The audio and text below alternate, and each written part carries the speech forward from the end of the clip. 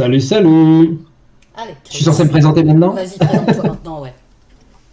Je me suis déjà présenté à quelques tables rondes pendant ce festival, voilà, Maxime de la Pierre de Tir, cofondateur avec d'autres du festival et très content d'être là.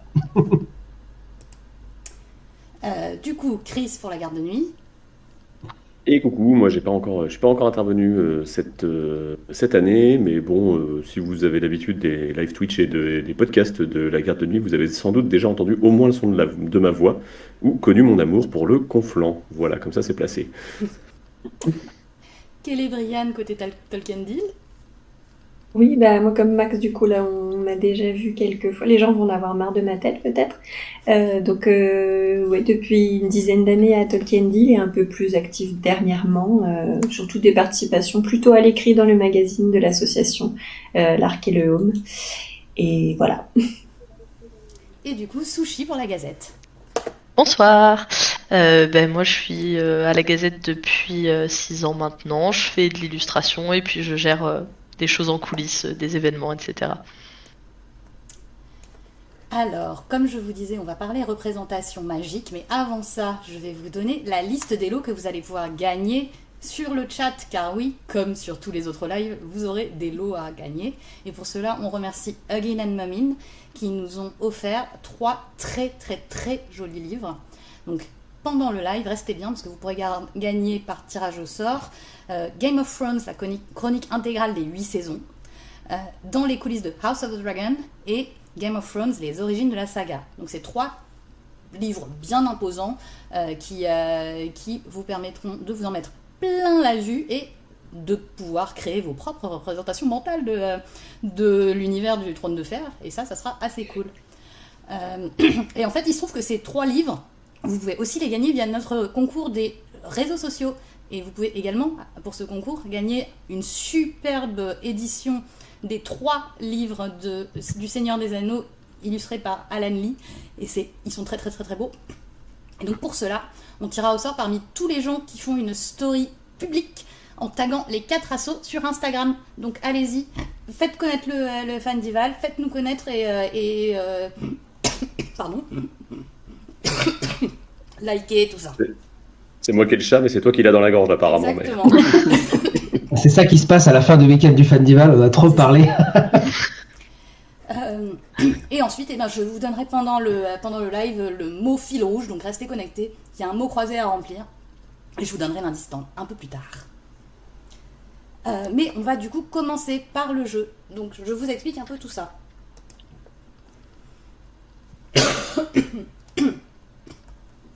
Et après j'arrête de parler. Donc l'idée ça va être un peu de parler, mais on a un petit jeu prétexte à ça qui joue un peu sur le principe du Dixit.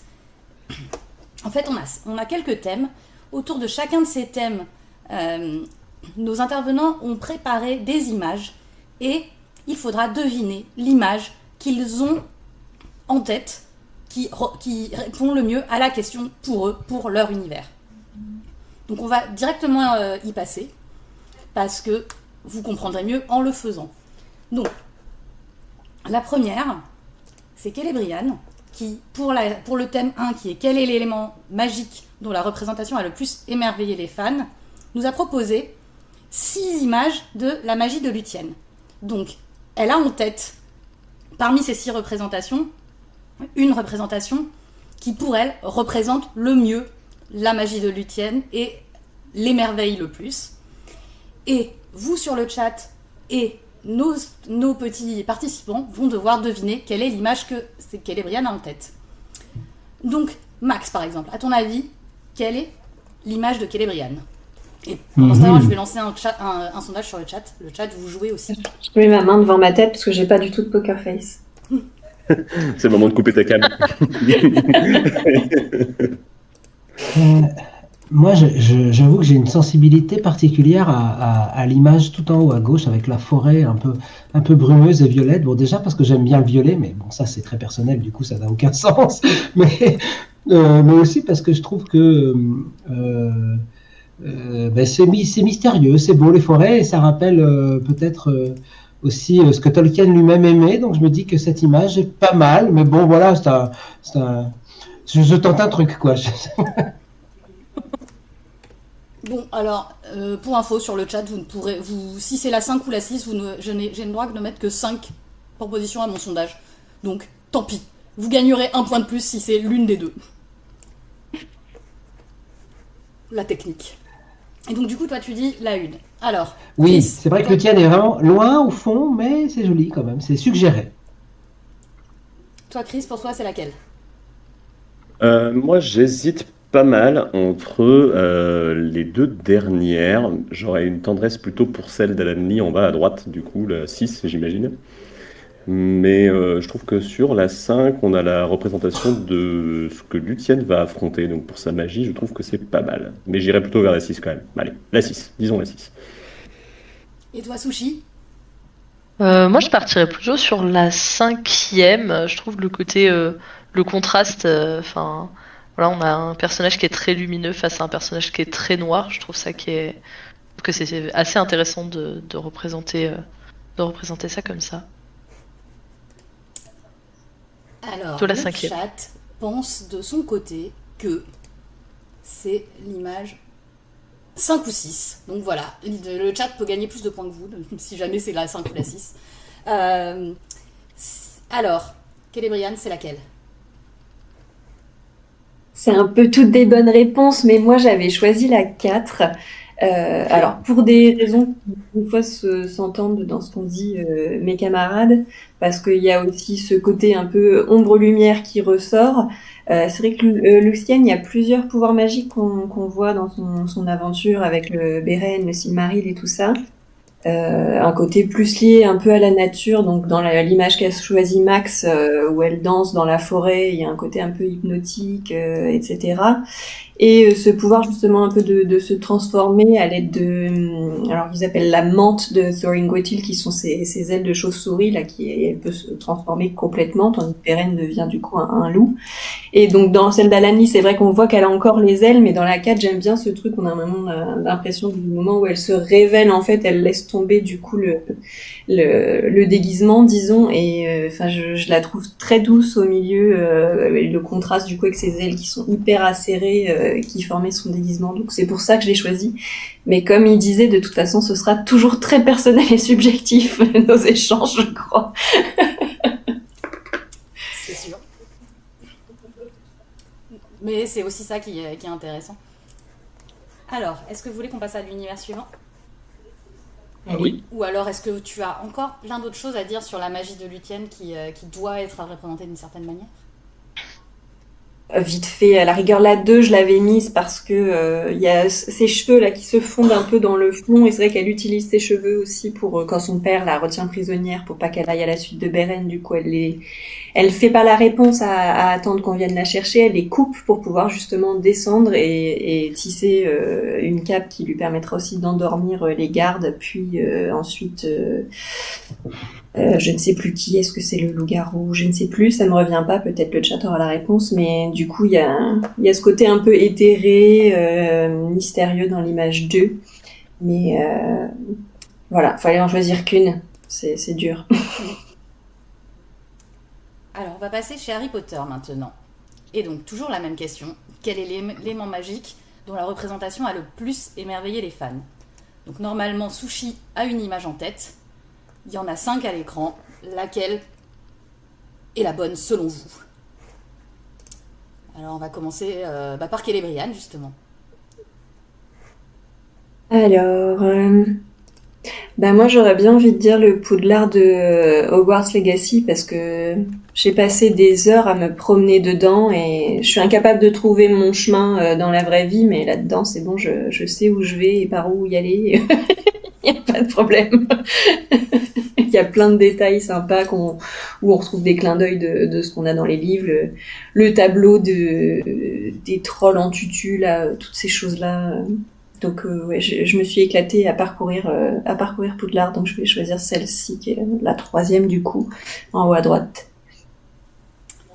Alors, Chris. Alors, Je vais pas répondre la 3 parce que tout le monde a l'air de se mettre d'accord dessus. Mon côté Doctor Who aurait tendance à choisir la 4 parce que j'aime bien le côté on ouvre la valise et il y a plein de choses dedans. Ça fait partie des séquences qui me restent, en tout cas des Animaux Fantastiques, donc je vais mettre ça. Allez. Et Max? Je pense que la 3 est la plus évidente. Enfin, si on se demande ce qui a le plus émerveillé les fans, c'est sans aucun doute, majoritairement, si tu soumets ça au vote, mondialement, ce sera Poudlard, quoi. Tout le monde connaît Poudlard, tout le monde a envie d'y aller y faire un tour. Sans hésitation, la 3. Et bien sûr, le chat a aussi répondu le 3. Et alors, Sushi? Oui. Vous êtes majoritairement bon. Non, effectivement. En fait, juste pour faire un petit point, alors j'ai travaillé, je pense, un petit peu différemment. Je pense qu'on a tous un peu travaillé différemment quand on a proposé nos images. Je me suis vraiment concentrée sur les différentes représentations qu'il pouvait y avoir de chacun des éléments que j'ai proposés. Et pour le coup, le Poudlard, ça peut être à la fois, je pensais à la fois au Poudlard dans Hogwarts Legacy, mais aussi au Poudlard des films. Et enfin, que ce soit le moment où on découvre Poudlard dans le premier film de loin avec les barques et vraiment, enfin voilà, le Poudlard en majesté en haut, ou que ce soit effectivement dans Hogwarts Legacy où on peut s'y promener effectivement pendant des heures. Enfin voilà, il y a tellement de lieux iconiques, qui vraiment peuvent nous émerveiller que oui, clairement Poudlard dans chacune des représentations, c'est vraiment le lieu qui est le plus magique, qui émerveille le plus. Après, je pense que chaque lieu a émerveillé, ou chaque élément nous a un peu émerveillé à sa façon. Enfin, moi, je sais que quand j'ai eu l'occasion de visiter les studios tours à Londres, oui, le chemin de traverse, c'est aussi magique de s'y promener pour de vrai. Pour celles et ceux qui ont vu Harry Potter et l'enfant maudit, cette arrivée des détraqueurs, c'est un truc qui revient parce que les détraqueurs, c'est pas quelque chose qui peut émerveiller dans les films, par exemple. Et le fait de le voir en vrai, d'avoir une incarnation vraiment physique, le fait que ce soit une pièce de théâtre, c'est aussi très particulier. Donc voilà, j'ai choisi Poudlard, mais c'était pas, chacun avait dans son style quelque chose qui rendait ça magique, quoi. Moi, je te rejoins totalement dans la Cursed Child, vraiment mais de manière générale, moi j'avais été éblouie par les effets magiques. Le fait que ce soit du théâtre et donc ce soit très proche de nous, finalement, le fait que ce soit vraiment concret, rend ça encore plus magique, justement. Je m'étais dit que le moindre effet pyrotechnique ou le moindre bout de lumière rend le côté encore plus magique parce que c'est concret, on l'a vraiment en face des yeux, là où dans un film ou dans une série ou à l'écran on a un peu plus l'habitude de voir des dingueries, finalement, des choses vraiment magiques. Ah là là, vivement qu'on ait notre pièce de théâtre à nous avec des dragons dedans. Ah non, c'est pas ça. Waouh.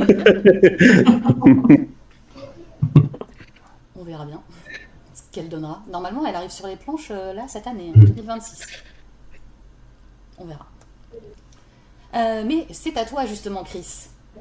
Donc toi, c'est le mur. Quelle est la représentation du mur qui est la plus merveilleuse? Je trouve quand même que c'est un peu trumpiste comme choix de thème, mais enfin bon. C'est parce que tu me connais pas assez, c'est tout. Sinon tu saurais que vraiment. Alors du coup, à votre avis, quelle est l'image la représentation du mur qui vous émerveille le plus ici?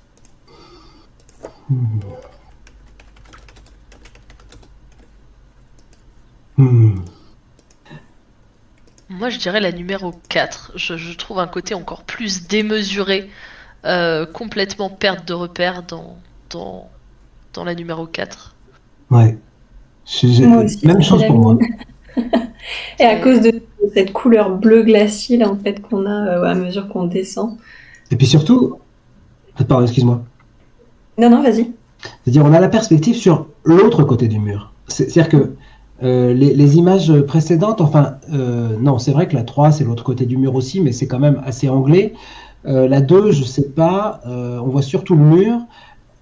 Je trouve que cette image numéro 4, on a vraiment une perspective complètement angoissante. Ça montre ce dont quoi le mur est censé nous protéger. L'image numéro 5 est sympa, elle est pleine de références aussi, mais je trouve qu'elle est moins mystérieuse et moins percutante émotionnellement. Puis on a moins ce côté démesuré, vraiment. Enfin, la manière, enfin, puisqu'on parle d'image, à l'image, la taille des personnages et la taille des éléments qu'on veut représenter, elle a son importance. Et là, le mur, il paraît moins grand.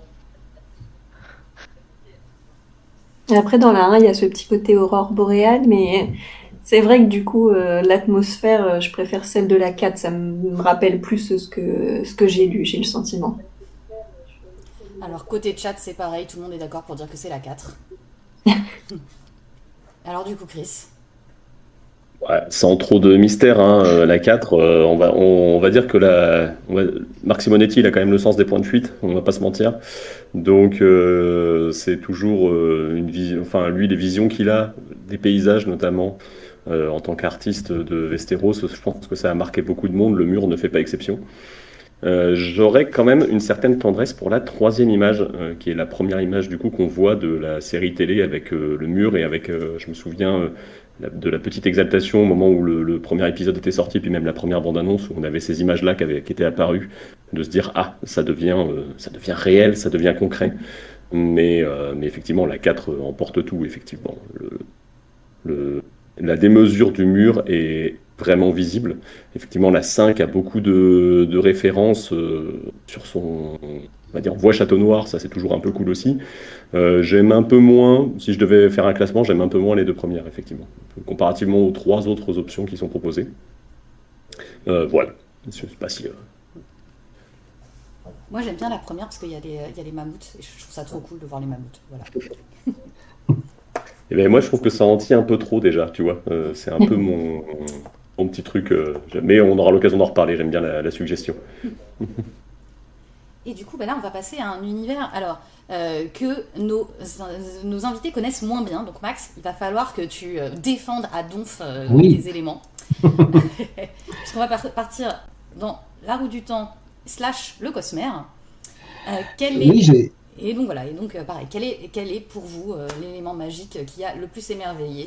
Donc soit dans le Cosmer, soit dans la roue du temps, parce que là tu as mis un peu des deux. Tout à fait, en fait j'ai essayé de mélanger un petit peu les deux univers, parce que je trouvais sympa d'essayer de parler des deux, et qu'il y a des belles images sur les deux. Je vous laisse chercher.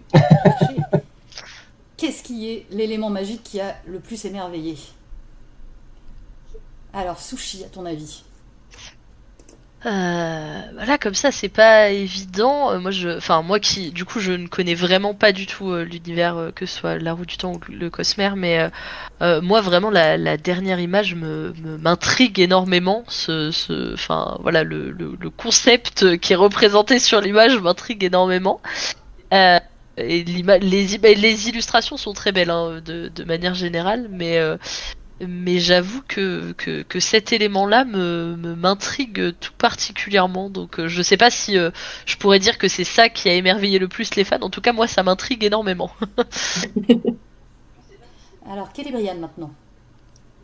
Eh ben moi, juste au-dessus, je trouve que cette tempête-là, elle est ouf. Enfin, on sent trop la texture des nuages d'orage comme ça, avec la lumière des éclairs au fond. Je trouve que l'effet est vachement réussi. Alors pareil, je sais pas à quoi fait référence cette tempête, du coup, mais en tout cas, je trouve que l'image, elle est vraiment... elle marque. Et toi, Chris? Moi, j'irais un peu comme Sushi sur la dernière. Pour le coup, alors je suis pas familier du tout des univers. J'ai dû lire le premier tome de Mistborn et le premier tome de La Roue du Temps, mais c'est des souvenirs lointains. Donc, la dernière, qu'est-ce qui se passe sur cette image, quoi? Mais il y a ce petit côté-là. Alors, Max, verdict? Moi, j'ai eu une hésitation entre 2 images. J'ai longtemps hésité entre la 2 et la 5, et j'ai fini par choisir la 5. Alors, pourquoi la 2? Parce que la 2, ça relève du Cosmer, c'est Shadesmar, qui est le royaume cognitif dans le Cosmer, et c'est un monde parallèle complètement dingue, où les océans sont faits de perles, et où il y a un soleil extrêmement lointain qu'on voit poindre au fond, et où les mers et les terres sont inversées. Et donc, quand vous êtes sur la Terre dans le monde réel, vous êtes dans un océan sur Shadesmar et ainsi de suite. C'est absolument fascinant la manière dont les personnages interagissent avec cet univers-là. Et le dessin de Michael Whelan est absolument magnifique. Et il faut le voir en grand. Les détails sont incroyables.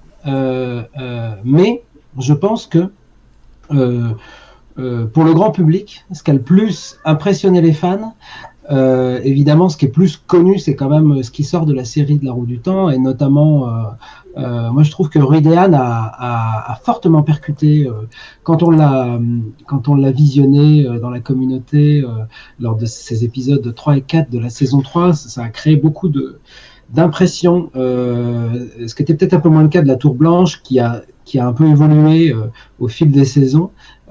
C'était mieux dans la troisième que dans la première. Moi, je trouve que Ruidean marquait beaucoup. Alors, la sixième image, c'est quoi ? C'est vrai que c'est envoûtant aussi.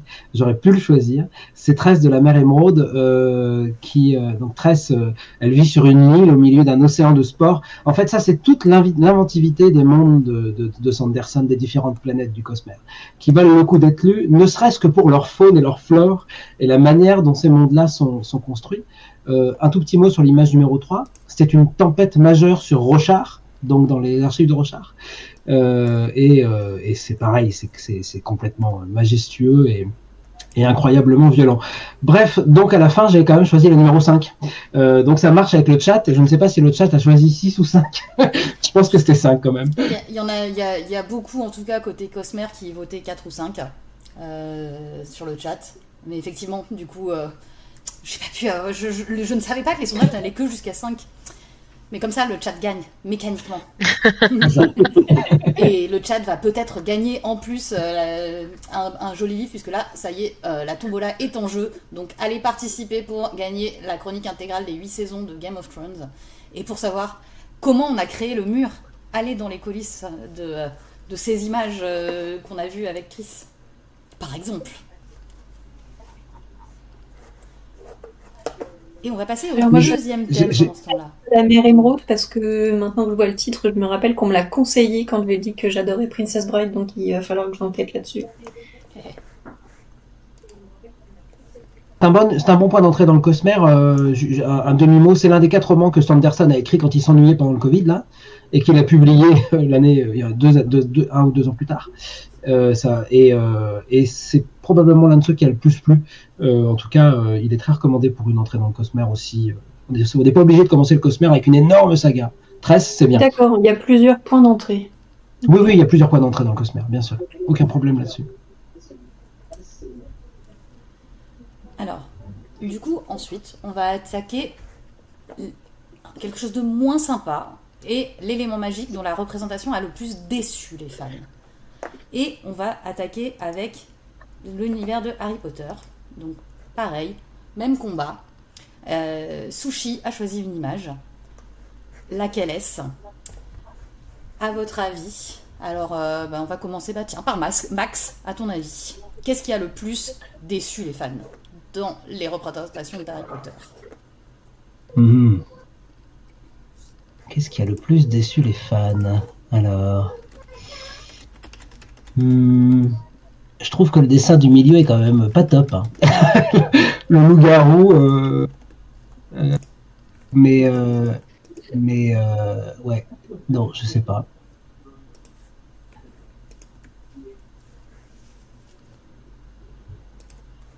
En même temps, il est. Non, je retire ce que j'ai dit. En fait, tu m'as prise par surprise là. Mais en fait, il est sympa ce dessin. Bon, en fait, je sais pas. On va dire les Lego. Les Lego. Célébriane, à ton avis, toi, c'est quoi qui a le plus déçu ? Alors, comme tout à l'heure, Sushi disait que l'image représentait un peu plus pour elle l'idée globale de ce qu'elle véhicule, disons. Je sais pas, je vais peut-être tenter la mort de Voldemort.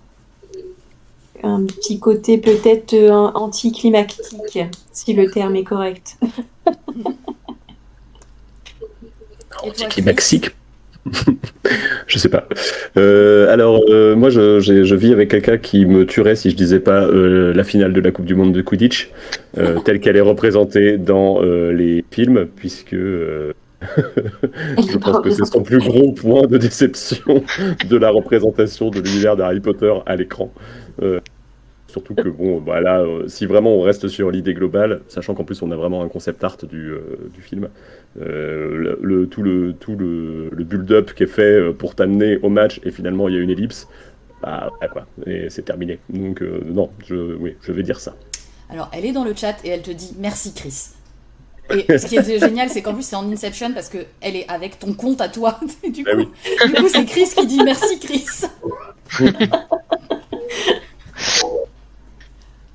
Ah là là. Très bien. Et du coup, le chat a aussi dit que c'était la Coupe du Monde de Quidditch. Et donc, Sushi, quelle était la bonne réponse? Alors moi du coup, effectivement, merci d'avoir rappelé que du coup j'ai pas travaillé comme vous et je suis vraiment désolée si j'ai pas compris les mêmes règles que vous. Du coup, je suis désolée. Moi, je suis plus partie sur la mort de Voldemort, effectivement telle qu'elle est représentée dans les films, par rapport à la manière dont elle est représentée justement sur cette image-là ou comme elle est représentée dans les livres. Je sais pas si vous voyez comment elle est représentée dans les films, mais on a vraiment Voldemort qui éclate en papillon noir, miette de, de je ne sais quoi. Et moi je sais que ça a été... Comment ?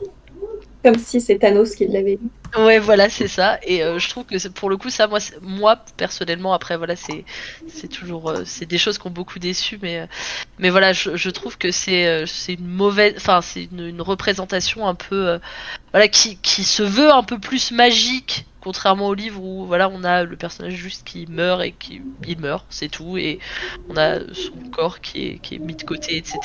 Et là, on a voulu représenter quelque chose de plus magique pour faire plus magique, et en fait, au final, voilà, pour moi, ça a été pas mal une déception, justement, parce que c'est pas du tout comme ça qu'elle est dépeinte dans les livres, et voilà. Et pour la question du loup-garou, j'ai un peu hésité avec le loup-garou parce que la manière dont le loup-garou était représenté, pareil dans les films, c'était cette espèce de créature presque un peu décharnée finalement, enfin pas du tout, qui ressemble pas du tout à un loup. Et voilà, un peu déçu par cette façon de le représenter aussi. Mais la Coupe du Monde de Quidditch, c'est pas tant la façon dont elle est représentée que le fait qu'elle n'est pas représentée du tout qui a déçu les fans. Et voilà, c'est plutôt dans son absence de représentation que ça a déçu, plutôt que vraiment par la manière dont c'est représenté. Parce que finalement, ce qu'on en voit, c'était assez prometteur finalement. Mais on n'en voit pas beaucoup. Moi d'un doute, on est d'accord que dans le bouquin, parce que mon souvenir m'échappe, ce à quoi on a échappé avec la disparition du corps de Voldemort et le fait que Peeves n'existe pas, c'est Peeves qui joue avec son cadavre, non? J'ai pas cette subtilité en tête, j'avoue que là ça ne me revient pas, mais ce dont je me souviens c'est qu'en tout cas la dépouille est mise à part, enfin voilà, en dehors de tous les autres résistants et ceux qui se sont battus, etc. Pour le coup... Pour moi, Peeves, il me semble qu'il chante plutôt. Il a un ton très léger et il chante. Maintenant, de là à dire qu'il s'amuse, j'ai pas cette subtilité-là en tête. Mais pour moi, il chante, oui, de manière très légère. Allez, on passe à Game of Thrones et l'univers du trône de fer. Là, c'est des images de images. Alors là, le chat ne peut plus voter. Il y a trop d'images. Il y a trop d'images. Il y en a 7.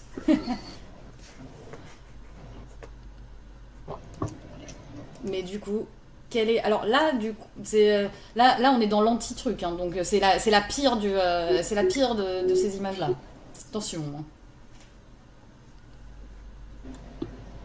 À votre avis. Du coup, quelle est Brianne?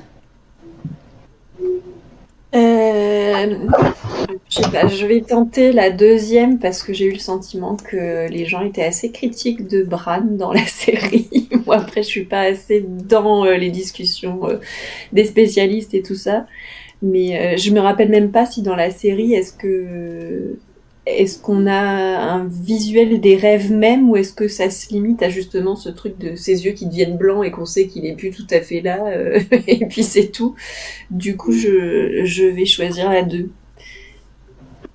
Moi, je vais suivre Celebrian pour le coup. Je partirai là-dessus parce qu'effectivement, pour moi, je sais pas, j'ai l'impression que les rêves, c'est effectivement des flashbacks majoritairement et effectivement juste ses yeux qui se retournent. Et est-ce que après, j'ai pas lu les livres, donc je peux pas voir la différence avec les livres, mais pour moi, effectivement, c'est pas la manière dont c'est.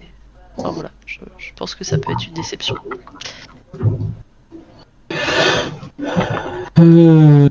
Moi, pour dire autre chose, je trouve que la 7 n'est pas très réussie. Ce personnage a l'air de se reposer plutôt que. Enfin, je ressens pas grand-chose en voyant ce dessin. Voilà, non, je dirais que c'est la 7. Alors, Chris, le chat, lui, C'est est assez d'accord pour dire que c'est la 2. assez unanime, mais c'est globalement la 2. Alors, il y a quelqu'un qui souligne qu'il y a quand même le rêve de Jamie en bas à gauche qui a été fait par Sam Hogg pour un calendrier. On peut noter que Jamie, quand il rêve qu'il est à poil, il a quand même la décence de penser qu'il a un pagne. Du coup, c'est un peu rigolo. Ça, c'était pour la petite note. Sinon, globalement, oui, c'est la non-vision, la non-volonté de représenter des visions et quelque chose d'onirique dans la série télévisée.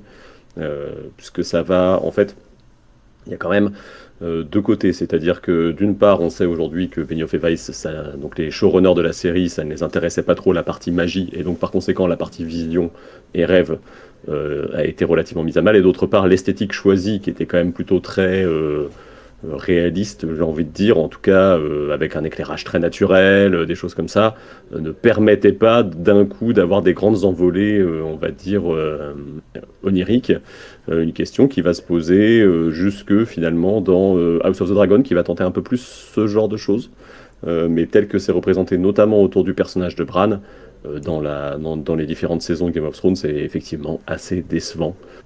Cette place qui pourtant est prépondérante, hein, parce que l'idée du rêve chez George R.R. Martin, il faut pas l'oublier, c'est un grand fan de Lovecraft, hein, donc ça vient, il y a tout le bagage contré du rêve qui vient se mettre dedans, et les représentations, on va dire, des rêves dans les livres, enfin telles que les descriptions des rêves qu'on peut avoir dans les livres en tout cas, sont assez importantes et je pense lui tiennent relativement à cœur.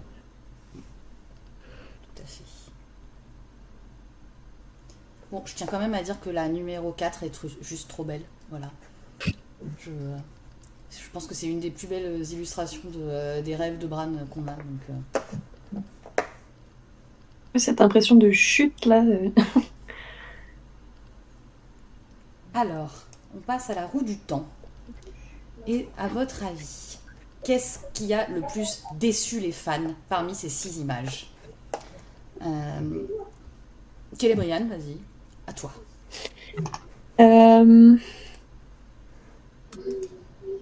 Je dirais Alors c'est l'image que je m'en fais parce qu'encore une fois j'ai pas vu, mais quand je vois une porte des voies, je me dis j'ai l'impression que peut-être c'est censé représenter un portail magique vers quelque chose. Ça se trouve c'est pas du tout le cas, mais du coup là ça a l'air très terre à terre. Voilà, mais je suis peut-être complètement à côté de mes pompes.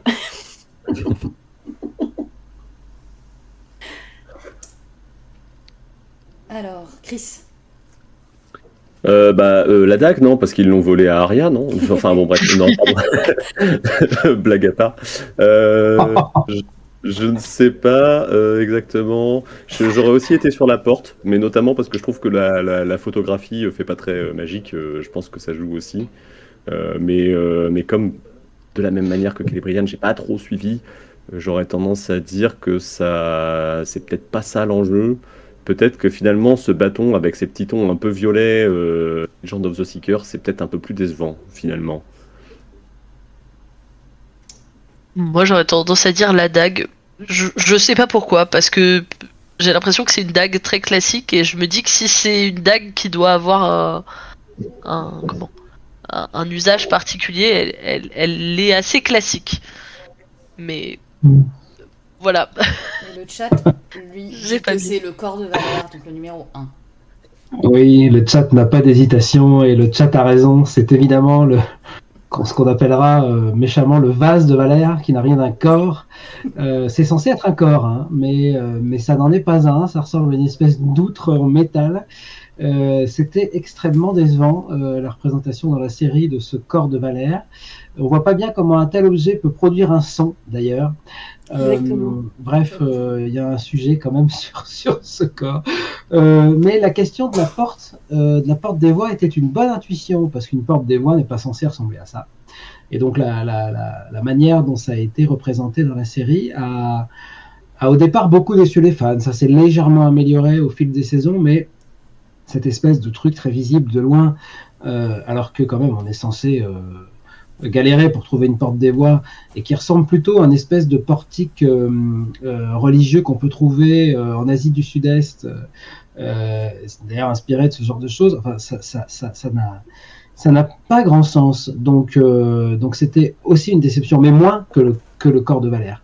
La dague, bon, elle n'a pas particulièrement déçu. Elle n'a pas particulièrement plu non plus, mais elle n'avait pas de gros sujet autour de ça, si ce n'est quand même que elle date quand même du premier tome de La Roue du Temps, donc de 1990, donc d'avant la dague d'Aria. Enfin bon, je dis ça, je dis rien. C'est plus le choix de design pour le coup qui est vraiment un peu, qui rappelle un peu, mais c'est qui a été fait après du coup. Ouais, mais c'est vraiment à ça qu'elle est censée ressembler, une dague avec un rubis très ornementé. Ouais, c'est quand même pas mal à ça qu'elle est censée ressembler. Le bâton de Malfeu, il est effectivement un peu problématique du fait des couleurs. Tu l'as bien repéré. Il y a un petit côté Power Rangers ou je sais pas quoi. Sabre laser. Voilà. Mais la réalisation n'était pas si mauvaise globalement quand même. Et personne n'a dit l'œil du monde en haut, mais c'est normal. Alors ça a déçu les fans parce que l'œil du monde, ça n'est pas du tout censé être ça. Et donc évidemment, quand on représente l'œil du monde, qu'on l'appelle comme ça, qu'on dit que c'est ça, dans la série, les gens se disent mais enfin, pourquoi faites-vous ça quoi? Donc, mais ça fait partie des petites déceptions de la saison 1 de La Roue du Temps, voilà, qu'il l'a payé assez cher, me semble-t-il. Alors moi perso, j'ai pas tenu devant la saison 1 et j'ai jamais attaqué la saison 2 parce que vraiment c'était trop mauvais en saison 1. Voilà. Mais bah oui, alors qu'en fait, c'est comme ça. C'est vrai que le corps, ça ressemble à un truc, tu sais, qui a été designé et sur le papier, c'est très joli, mais une fois que tu as essayé de le mettre en pratique, ça marche plus du tout. Mais d'ailleurs, Rosamund Pike vient elle-même de dire il y a quelques semaines là que la saison 1, eux-mêmes dans l'équipe, ils admettaient qu'elle était décevante et qu'ils avaient trouvé leur rythme de croisière à la 2 et notamment à la 3. Et donc effectivement, maintenant, quand tu commences une série du mauvais pied, ça peut pas marcher, quoi. Alors sinon, le chat surtout demande ce qu'est cette espèce de chewing-gum doré sur la 5. Alors ça c'est censé être la représentation d'un Adam qui est en fait une sorte de collier de contrôle des personnes qui canalisent le pouvoir de l'unique chez les Shonchan ou les Sanshan, prononcerez comme vous voudrez, puisque dans ce peuple-là, les canalisateurs sont considérés comme des animaux extrêmement dangereux, et donc on les contrôle avec un collier. C'est de l'esclavagisme, même pire que ça, hein. C'est affreux, et donc c'est la représentation dans la série de cet objet magique qui permet de contrôler les canalisateurs. Ils en ont fait quelque chose d'encore plus affreux dans la série, puisqu'ils mettent cet objet qui est une espèce de tétine, comme s'il fallait en plus les faire taire, en plus de les contrôler, alors que dans le livre, c'est simplement un collier. Donc la série a exagéré le truc, elle l'a rendu encore plus affreux. Elle est partie dans l'imagerie BDSM, quoi, clairement. Complètement. Mais ça n'a pas particulièrement déçu. Ça ne fait pas partie des trucs qui ont le plus déçu les fans. D'accord. Alors, on va passer au Seigneur des Anneaux maintenant. Qu'est-ce qui a le plus déçu parmi ces 6 images? À ton avis, Sushi? Je regarde la couverture pocket qui est jolie en soi, mais qui est très très générique. Et j'ai pas encore bien pris le temps de regarder le reste, mais cette couverture, mais c'est toujours le problème des couvertures pocket, c'est que souvent elles sont assez, elles peuvent être assez rapidement, pas rapidement réalisé, mais assez simple des fois, et ça peut être une déception. Après, là comme ça, je saurais pas dire autre chose. Chris, ton avis? Alors, si je devais dire un truc qui a bien déçu les fans, je me demande si la Dark Galadriel, à l'époque de la sortie des films, ça avait pas fait un peu crisser des dents. Puisque c'est un truc très, je trouve, très Peter Jackson, mais pas très Tolkien, tu vois. Donc, je me demande si je vais pas partir là-dessus. Et Max? Oui, moi c'est à la dague Galadriel aussi, là, cette espèce de truc un peu fantomatique, la tour assortie de Ghostbusters. Là, je me suis demandé d'où ça sortait quand j'ai vu le film. Oui, pour moi, c'est la 6. Alors, quelle est la bonne réponse? Quelle est Brian? Côté Je l'ai mis pour chat, donner. ils sont... Il y a une balle dans le. côté chat, c'est le 6 aussi. Hein, c'est Dark Galadriel qui ne plaît pas. Ouais. Alors moi j'avais choisi la première pour le mithril dans la série Rings of Power parce que ça avait fait beaucoup jaser, notamment dans les afters des camarades là, de l'association quand ils débriefaient les épisodes, qu'ils l'avaient rebaptisé d'ailleurs le mithril Duracell parce qu'il y avait ce côté qui va permettre de recharger là où il y a des problèmes en terre d'humilier, etc., où les elfes qui perdent leur force, et c'était très très très très étrange. Et du coup, je me suis dit, ça va être trop évident, je vais mettre un autre truc pour contrebalancer. Du coup, tout le monde s'est engouffré sur Galadriel, c'était trop fort. Je pense que je pense qu'en vrai, tu vois, tu viens de me rappeler un truc que j'avais oublié, alors que j'ai vu les 2 saisons de Ring of Power, j'avais oublié ce détail. J'ai peut-être pas choisi la meilleure image pour le représenter. Non, mais je pense que c'est juste que ça s'est sorti de ma tête. J'ai pas dû trouver ça très bon et c'est sorti très vite. Et Galadriel, c'est vrai que, alors dans Le Seigneur des Anneaux, je m'y étais fait, dans le sens parce que c'est vrai qu'elle représente un moment où elle est tentée par l'anneau, donc on peut dire il y a le côté dark qui ressort, etc. Mais là, j'ai mis une image du coup qui vient du Hobbit, où en fait elle est en train d'utiliser justement la lumière des Arendelle, et que du coup ça n'a pas de sens. Je trouve qu'elle est cet aspect, au contraire, elle est en train d'utiliser la lumière contre le nécromancien qui est en fait Sauron, et du coup tu ne comprends pas pourquoi ils réutilisent ce look-là, c'est-à-dire juste pour faire un clin d'œil au Seigneur des Anneaux, on a l'impression.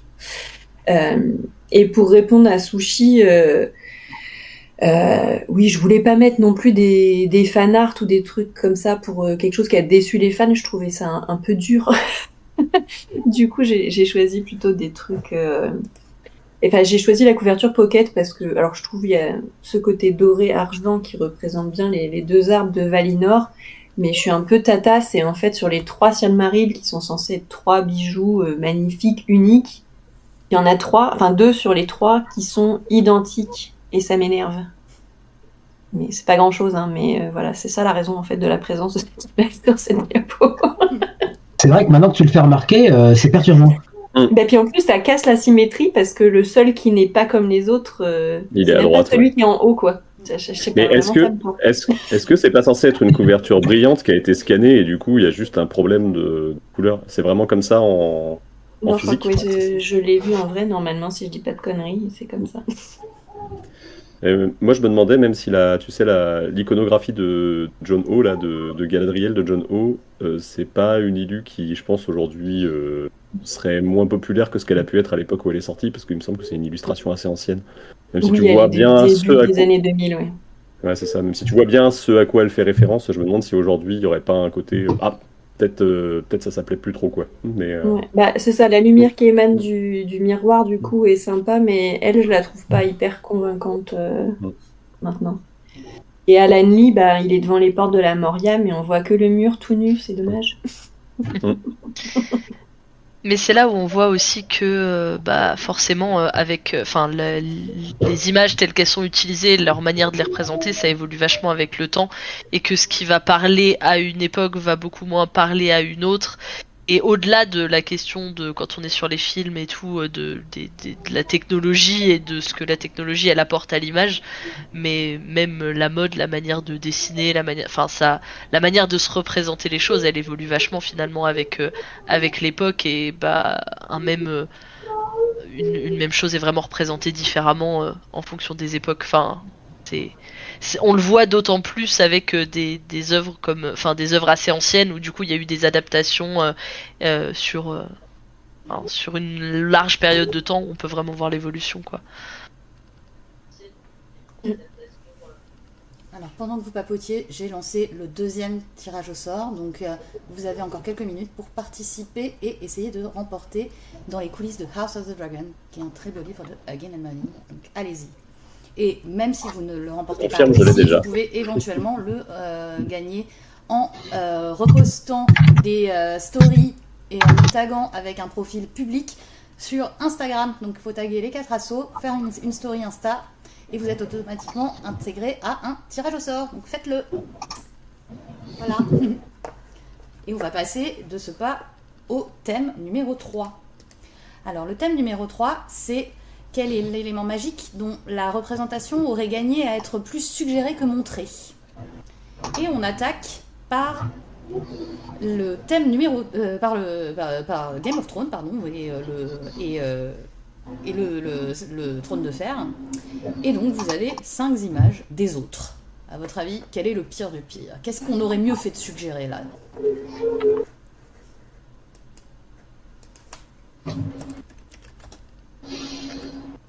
Max, peut-être, pour commencer. Alors, en fait, c'est...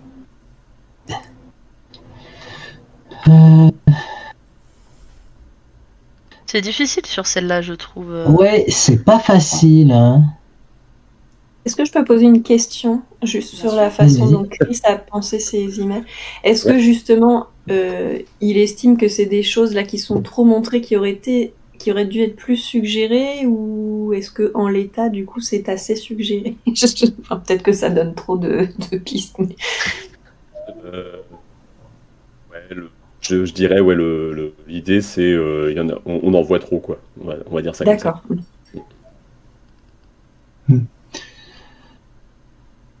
Oui, je dirais que c'est l'image numéro 4 qui est peut-être la moins réussie. Pourtant, c'est d'idées graphées. J'aime beaucoup d'idées graphées. Mais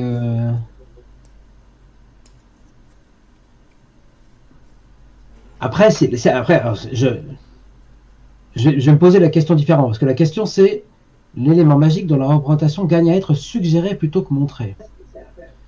Et là, pour le coup, je manque peut-être de souvenirs sur les derniers volumes du Trône de Fer, mais qu'est-ce que c'est bien un marcheur blanc, hein, l'image numéro 3. Oui. En fait, c'est que des marcheurs C'est blancs. que des marcheurs blancs et voilà, les autres de manière générale. Oui, c'est ça. Oui, bon, donc non, ben, je maintiens mon choix, la numéro 4. Alors, Sushi, à ton avis, toi? Moi, j'avoue que je sèche complètement. Il y a des images qui sont très belles et je sais pas suffisamment à quoi devrait ressembler, ou en tout cas à quoi ne devrait pas ressembler, ou en tout cas quelle nuance et comment serait mieux suggérée. Mais cette araignée, elle est pas belle. Voilà. Donc vraiment, je sais que voilà, il y a des gens dans le chat qui sont pas hyper chauds à l'idée de voir cette araignée. Les araignées, c'est toujours mieux quand c'est suggéré que quand on les voit. Enfin, c'est sujet à débat, mais voilà. Alors, quelle est Brianne? Alors, moi j'aimais bien la première parce que je trouve qu'il est un peu caché dans cette brume glaciale, mais en même temps il fait très mastoc sur ses appuis et tout ça. Et j'avoue que je me rappelle pas de... Ma lecture commence à dater et je me suis habituée, je pense, à cette représentation qu'on a dans la série. C'est bien que je sais plus dans les livres si c'est vraiment décrit ou si justement c'est juste un espèce de sentiments qui sont là ou quoi. Mais je crois que mon choix va se porter sur la 3 parce que je ne comprends pas cette espèce de flamèche, on dirait le personnage Amuto, là, qui a le crâne en feu un peu. Je trouve ça assez étrange. Et le chat est d'accord pour dire le 2 pour le coup. Alors Chris, à ton avis? Ouais, bah alors chez les fans, moi particulièrement, c'est la 2, hein, mais c'est-à-dire que les autres, je crois que j'arrive à comprendre à peu près comment est-ce qu'on a choisi de représenter les autres. Les choix qui ont été faits par la série sont clairement allés dans le sens de draguer le public de Walking Dead. Et j'avoue que c'est pas quelque... Et de toujours montrer, toujours être assez évident. Là, en l'occurrence, c'est une image qui sort de la fin de la saison 2. La- Mais le ton était déjà donné dès le prologue de la saison 1, hein. C'est-à-dire que, je le rappelais tout à l'heure, mais Martin, c'est quelqu'un qui aime beaucoup la suggestion, qui aime beaucoup, on va dire, l'horreur indicible. Le fait que le choix de mettre en scène le prologue s'oriente clairement vers Alien versus Predator, on est quand même dans une...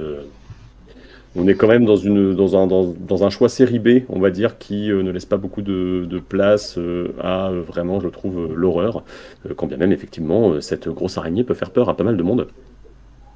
Voilà. Après, globalement, dans l'ensemble, dans les représentations, celle qui matche le plus avec ce qu'on a comme description, c'est quand même celle de Grafet, je pense. Et le côté... parce qu'ils sont quand même représentés en armure, hein, les autres. Hein, c'est quand même genre des chevaliers spectraux, un peu dans l'idée, quoi. Même si c'est pas vraiment spectral le terme, puisque ils ont quand même une physicalité. Voilà. Et puis après, dans la première, on a quand même l'idée, effectivement, de quelque chose d'un peu lointain, un peu embrouillé, un truc qu'on ne saurait pas vraiment décrire, mais qui fait très peur, quoi. Voilà. Alors, on va passer à la roue du temps.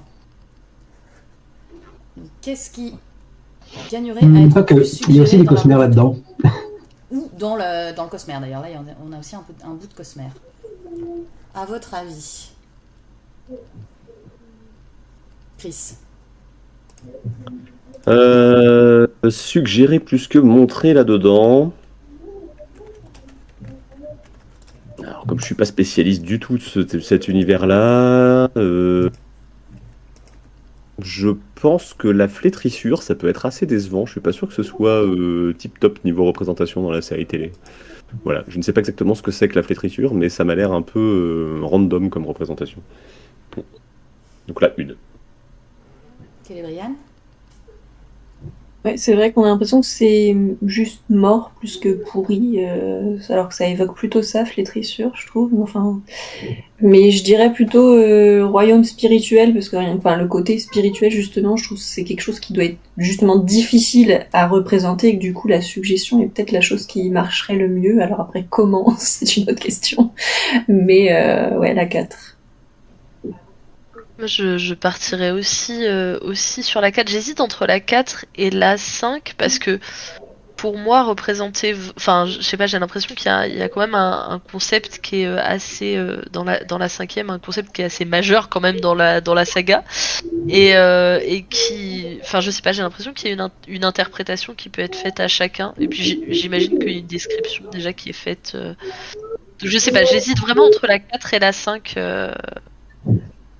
Voilà, je suis dans l'hésitation. Il faut vraiment que j'en choisisse un ou je peux rester dans l'hésitation entre la 4 et la 5.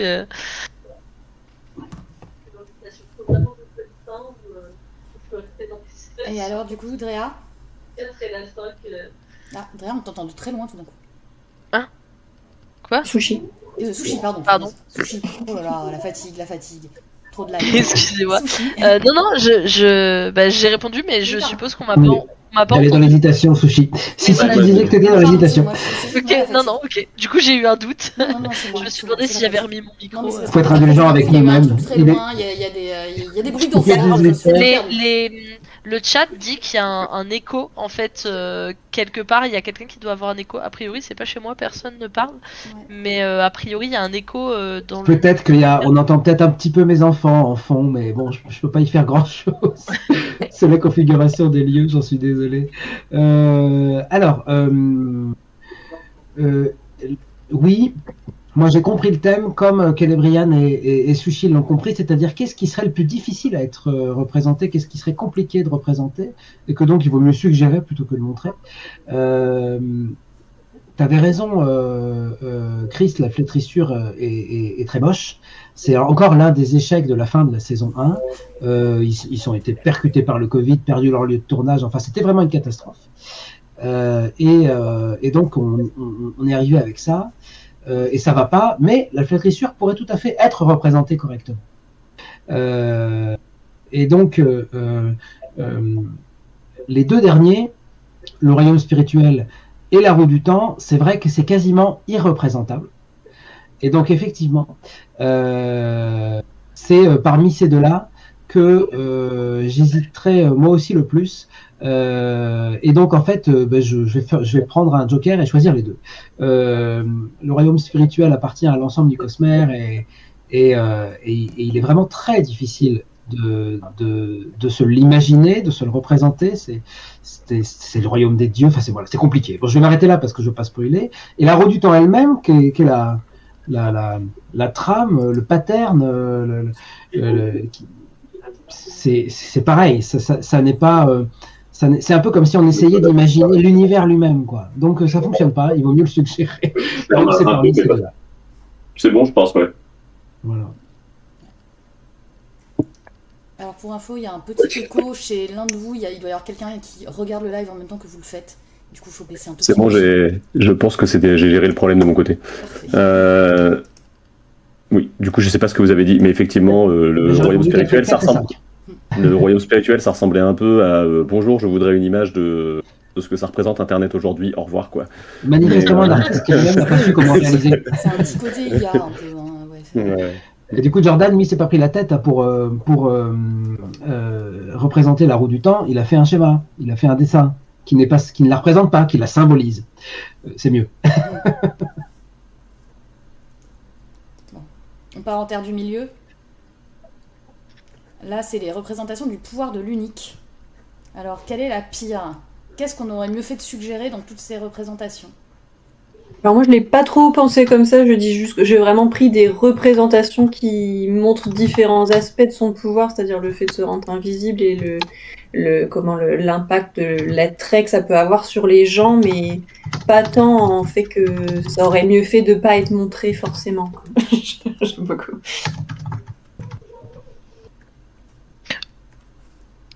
Juste par rapport, parce qu'en fait, on est là à chaque fois à essayer d'expliquer comment on a travaillé. Faut bien se rendre compte pour les gens qui nous regardent que c'est vraiment pas évident de trouver des images parmi la multitude de représentations qu'il y a, que ce soit les représentations qu'on a en tête avec les adaptations, tout ça. C'est pas évident de trouver à la fois des idées qui répondent aux questions et à la fois des représentations qui correspondent à ces idées. Voilà, c'est pour ça que de temps en temps, on est un petit peu sur des plans différents. Mais ce thème-là était chaud patate. Moi, j'ai eu beaucoup de mal. Enfin voilà, c'était très très compliqué celui-là. D'ailleurs, j'y étais encore hier soir tard. Ouais, c'était compliqué comme question. Et c'est normal aussi que par fandom, on n'ait pas du tout la même façon d'appréhender aussi, parce que y a des fandoms avec plein d'adaptations de séries télé, il y en a d'autres où il y en a pas ou presque. Enfin, donc du coup, on a aussi chacun ses filtres, donc c'est logique. Mais c'est aussi ça qui est intéressant de voir un peu comment vous avez pris le sujet différemment. Hein. Et puis il y a aussi des fandoms ou des œuvres dans lesquelles il va y avoir plus de choses qui sont conceptuelles et d'autres où on va avoir des trucs bassement terre à terre entre guillemets, avec beaucoup moins de concepts, etc.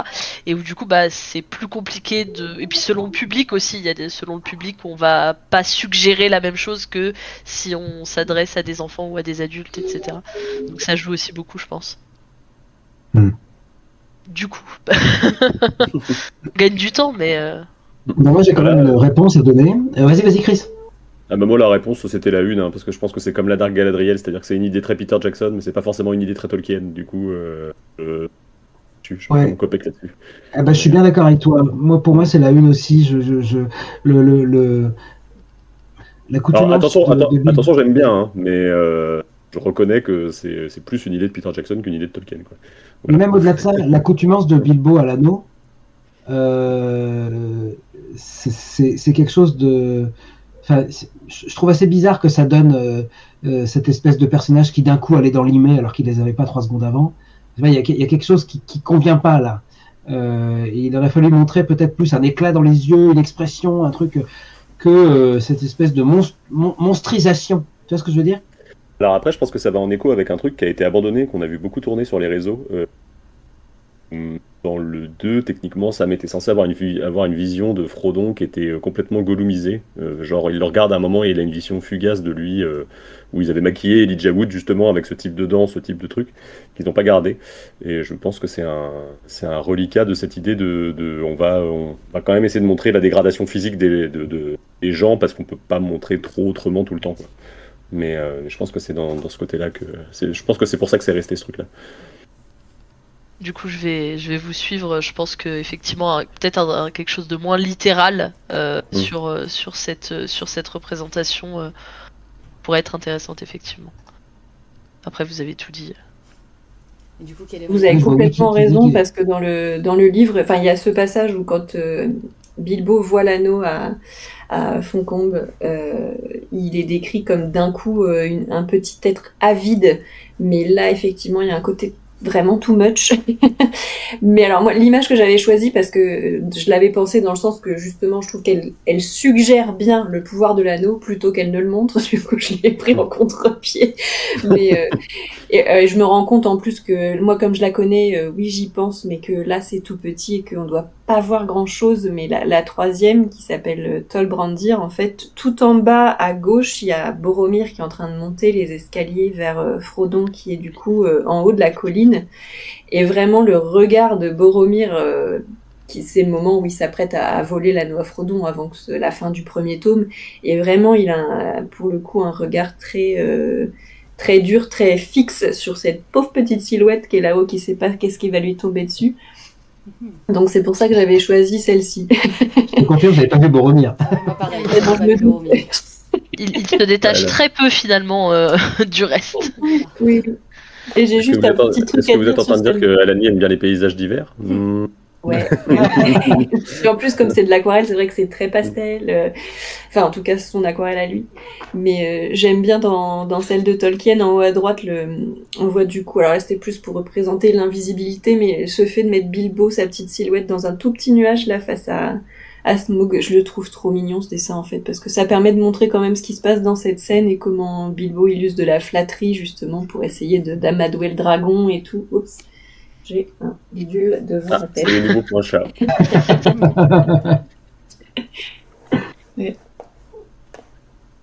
Et pareil, la carte, c'est parce que du coup, c'est un jeu coopératif où il faut remplir les objectifs de chaque personnage qu'on joue dans la partie. Et pour Boromir, justement, il y a le fait que s'il remporte la carte de l'anneau unique, toute l'équipe perd, en gros.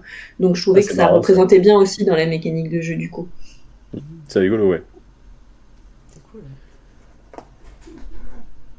Alors, on part chez Harry Potter. Qu'est-ce qu'il aurait mieux valu suggérer?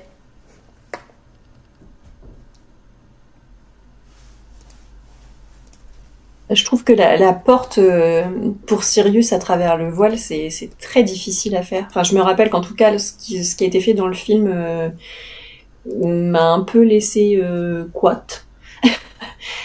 Mais je trouve que c'est parce que vraiment c'est difficile. Donc, je pense que je vais prendre ça ouais, voilà, le voile qui sépare un peu le monde des vivants et les morts. Je sais plus comment ça s'appelle. Oui, même avis que les Brian. C'est toujours la même histoire. C'est ces trucs un peu ésotériques, spirituels, au-delà, difficiles à montrer. Il vaut mieux les suggérer. Ça imprime plus, je trouve. Bah, j'aurais tendance à dire ça aussi. Après, c'est pareil, une fois de plus, on est face à une production, notamment dans le 5e Harry Potter, où ils font, on va dire, de rationalisation de l'univers, là où justement, c'est peut-être le moment où on aurait pu avoir les séquences les plus démentes dans le mystère de la magie, où on aurait pu s'amuser avec la gravité, des trucs comme ça, où on aurait pu avoir un truc un peu plus foufou, et au final, c'est juste des boules blanches et fait un amphithéâtre dans le noir où quelqu'un passe à travers la porte, donc c'est un peu décevant, mais je pense que la manière dont est représenté le sortilège de l'Imperium est un peu étrange quand même dans le set. Il y a un truc vraiment sur cette espèce de soupir qui est un peu bizarre. C'est marrant parce aucun d'entre nous n'a dit la 5, alors que le chat a largement voté la 5. Ouais. C'est quoi la 5? C'est Et les trackers. Oui, le j'ai pas mis de ouais, numéro, moi, je les ai pas numérotés mes slides, donc mes images, donc c'est vrai que on se rend pas trop compte là. Mais Et c'est vrai qu'ils ont changé, je trouve, en tout cas dans le film. Plus on avance dans les films, plus justement le voile paraît vraiment collé sur leur espèce de visage et ils sont peut-être de moins en moins suggérés peut-être du coup. Là où dans le 3, ça avait plus ce côté caché en fait derrière ce voile. Donc, ouais, je sais pas. Je sais pas si c'était heureux d'aller dans cette direction ou pas. Enfin, j'ai pas vraiment d'avis sur la question, mais... Alors, du coup, sushi. du coup, c'était pas évident. Moi, je suis vraiment, enfin, ce que j'ai choisi, c'est effectivement le passage de Sirius à travers le voile. Même si effectivement, il y avait d'autres choses intéressantes dans le reste. Effectivement, l'Imperium tel qu'il est représenté dans le dernier film est très bizarre. Enfin, voilà, ça avait pas été le cas quand il est représenté dans la coupe de feu, où il y avait juste, voilà, vous voyez ce qui se passait. Il n'y avait pas de petit effet magique, etc. il y avait juste les yeux de Chrome qui changeaient de couleur, quoi. En gros, quoi. C'était un peu. Bah un peu oui, peu puis ça, il y a, quoi, mais- avec l'araignée aussi, quand Folleuil fait avec l'araignée, etc. Donc on voit le sort, mais enfin on voit plutôt son effet que vraiment le sort. Et des fois c'est pas mal aussi de manière générale dans les sorts de voir l'effet plutôt que juste parce que dans Harry Potter on a beaucoup ça, les éclairs magiques, voilà tous les éclairs de toutes les couleurs, etc. Les flashs, c'est très joli pour représenter la magie, mais des fois c'est pas mal aussi de voir l'effet. Bah, j'irais dans Euh, ton sens parce que un des trucs que je préfère, je crois, c'est alors à contrario du 5 où on commence à mettre des nuages de fumée pour transplaner partout et que je trouve que c'est presque illisible. Il y a un effet dans le 7 au moment de la attention spoil si vous êtes jamais arrivé jusque là au moment de la mort de Dobby, il y a juste un truc avec quand ils arrivent sur la plage, il y a juste un bruitage hors champ ils arrivent en fait il y a juste un bruitage, la caméra tourne, ils sont là et en fait ça suffit quoi. Il n'y a pas besoin de faire plus. Et voilà, Et du c'est coup, au juste pour. final, en discutant, je me rends compte qu'il y a plein de choses qui sont intéressantes. Mais du coup, vraiment, le passage de Sirius à travers le voile, pour recentrer, c'est que dans le film, dans l'adaptation, ce passage ne laisse pas de place au doute sur l'issue qui est celle de Sirius, puisque là encore je vais spoiler, mais Sirius meurt. Et en fait, dans le livre, c'est juste il passe à travers le voile. Qu'est-ce qu'il y a derrière le voile? On ne sait pas. Et là, en fait, il y a cette espèce de truc où il se dissout. Alors, c'est joli, c'est un peu magique. Il y a le côté vraiment magique, mais voilà, ça se dissout et bah du coup, il y a plus le côté ambigu que pouvait avoir le simple passage à travers le voile. Et du coup, c'est un peu ça aussi. On parle de représenter la magie. C'est vrai que c'est bien des fois de se dire la magie, elle est là sans être grandiose, sans avoir des effets, etc. Juste, elle existe et voilà, elle a un effet. Enfin, je sais pas si je suis très claire. Je vais commencer à plus être très claire. Mais voilà, en tout cas, ce côté un peu d'effet matériel, quoi. Et en plus, c'est vrai que dans le film, on le voit se faire frapper par le sort de Bellatrix. Je sais plus si dans le livre, du coup, est-ce que c'est aussi évident ou est-ce qu'il y a vraiment juste le passage du voile? Pour moi, il y a surtout un peu le passage suggéré, du voile qui est. Ouais, c'est ça, c'est suggéré, mais c'est surtout le fait qu'il passe à travers le voile. Il n'y a pas de. L'accent est pas mis sur. Enfin, de mémoire, c'est pareil.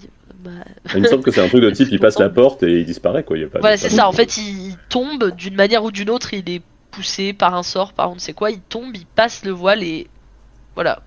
Il Mais il y a peut-être disparaît. il y a peut-être un truc aussi tu sais, comme on est du point de vue de Harry, ils disent Harry ne voit Oui, plus, il se passe autre chose et du coup, en fait, on n'a pas besoin de s'éterniser là-dessus non plus. C'est pas comme à l'écran où finalement tu es obligé de présenter le tout. Bon, je sais pas, j'ai pas de et réponse. juste du coup par rapport Mm. aux détraqueurs, le côté, le fait de les rendre un peu morts-vivants, enfin vraiment ce côté, enfin voilà, créatures morts-vivantes, etc. On se rend bien compte de la terreur et de l'idée, en fait c'est pour rapprocher, j'imagine, à l'idée de ce qui nous fait peur, mais finalement, bah, le détraqueur c'est pas un mort-vivant avec une cape qui flotte, et c'est un peu plus compliqué que ça, et voilà, du coup peut-être que là, ça aurait mérité quelque chose d'un peu plus vague, quoi. Alors, on va passer au 4e thème, mais avant le 4e thème, j'ai un indice de mots croisés à vous donner. Donc, on est sur le mot numéro 6. Notez bien, le mot numéro 6, c'est le sortilège préféré d'Harry. Voilà, notez bien. Et bien sûr, si jamais vous avez raté des définitions, il vous restera le replay, puisque vous pourrez compléter votre mot croisé pendant un bon mois en regardant tous les replays pour récupérer toutes les définitions qui vous manquent. Une fois que vous aurez complété votre mot croisé, vous aurez des petites cases qui sont en couleur et les lettres qui sont dans les cases forment un mot. Il faudra trouver le mot. Ta-ta-ta. C'est vrai qu'il l'utilise tellement que c'est la première chose qui a été donnée dans le fandom en or, alors que c'est vrai qu'au quotidien, ça ne sert à rien quand tu ne combats pas le mal tous les 2 minutes. C'est ça. Alors, passons au thème numéro 4. Le thème numéro 4, c'est l'élément magique dont la représentation était indispensable. Et on va commencer par la roue du temps. Avec donc un problème de numérotage, mais 6 images dans la roue du temps. Pardon. Ou le Cosmère aussi, on a du Cosmère. On va les mettre dans l'ordre, hein. 1, 2, 3, 4, 5, 6, en haut puis en bas. C'est ça. La 6e étant Nynaeve. 4, 5, 6. Voilà. Alors, qu'est-ce qui vous paraît hyper important, là, sans connaître les univers? Franchement, c'est quand même J'essaie hyper dur de comme lire question. les titres.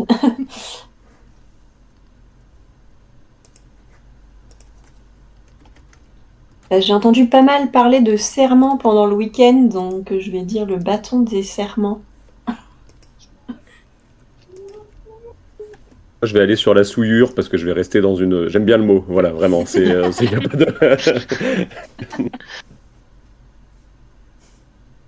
Non, puis je pense que c'est quelque chose qui a l'air de toucher vraiment. Je sais pas si on est d'accord, Max, vu que moi qui connais pas du tout l'univers, la souillure et la flétrissure, c'est pas du tout le même, censé être la même chose.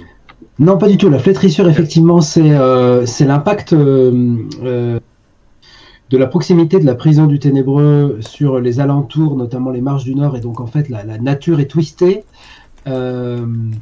Donc c'est un impact de corruption à caractère magique.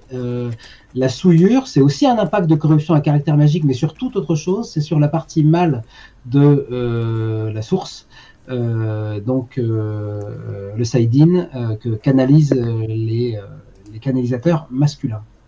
Donc ça nous donne cet effet noir qu'on voit là dans l'image qu'il y a dans la série. Bon, du coup, je vais rester là-dessus. Ça a l'air important.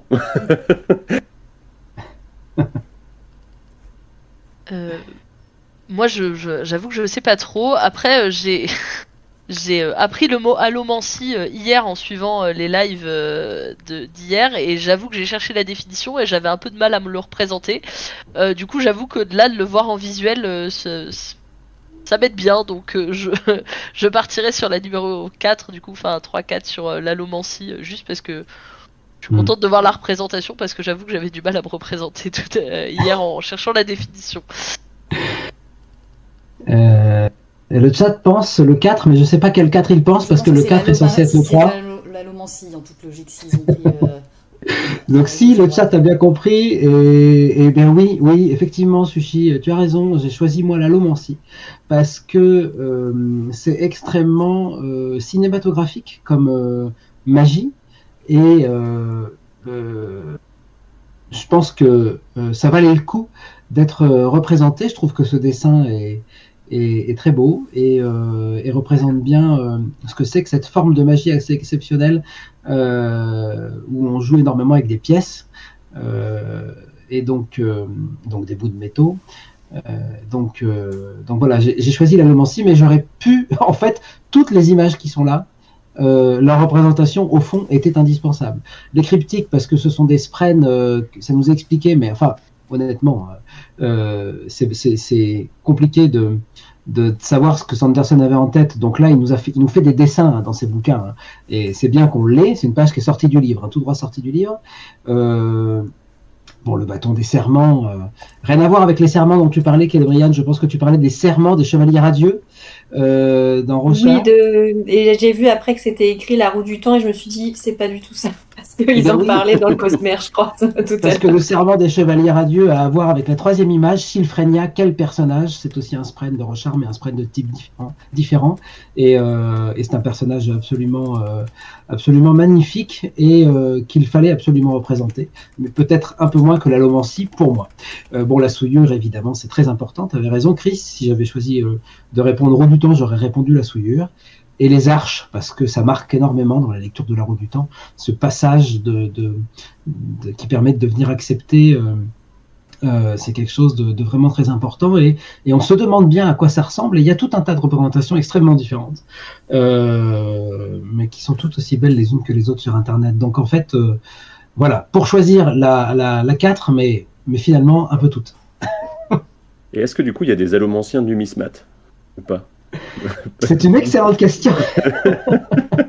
Écoute, moi je n'ai lu que le premier cycle de Mistborn, j'ai pas lu les autres, j'ai pas lu la deuxième ère et la suite, donc peut-être qu'il y en a dans la deuxième ère et la suite. Le chat peut peut-être nous répondre. C'est compliqué de tout lire de Sanderson, il écrit plus vite qu'on ne peut lire. Arrête de les narguer.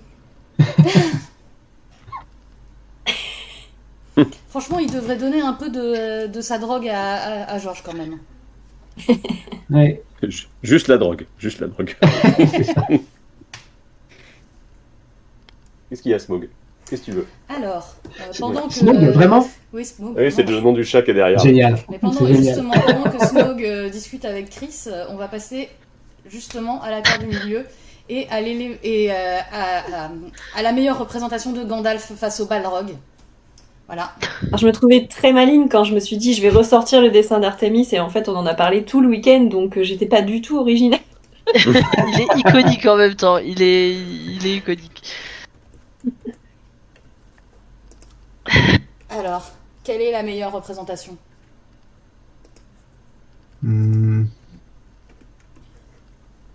La numéro 4 est magnifique, hein. Elle est magnifique, hein. Elle envoie du pâté quand même, hein. Elle est, ce côté 16/9 là, ça permet d'avoir une belle perspective. Et d'ailleurs, je sais pas si c'est pas de quand date ce dessin, mais on a vraiment l'impression que Peter Jackson s'est inspiré de quelque chose comme ça. C'est vraiment très proche. Peter Jackson, il me semble qu'en termes de cinématographie, il a quand même pas mal repompé la séquence qui est dans le film de Bakshi, si je dis pas de bêtises, dans le dessin animé, d'un point de vue du découpage. Je l'ai vu il y a beaucoup trop longtemps, le Bakshi, je me rappelle pas du tout. Je sors ça, mais je n'ai aucune idée de si c'est vrai ou pas. Hein. C'est juste, je crois me souvenir d'un truc comme ça. Mais... Ceci étant dit, le plus indispensable, ça reste évidemment le dessin d'Artemis. C'est ce dont vous aviez besoin, ce dont on avait besoin, vraiment.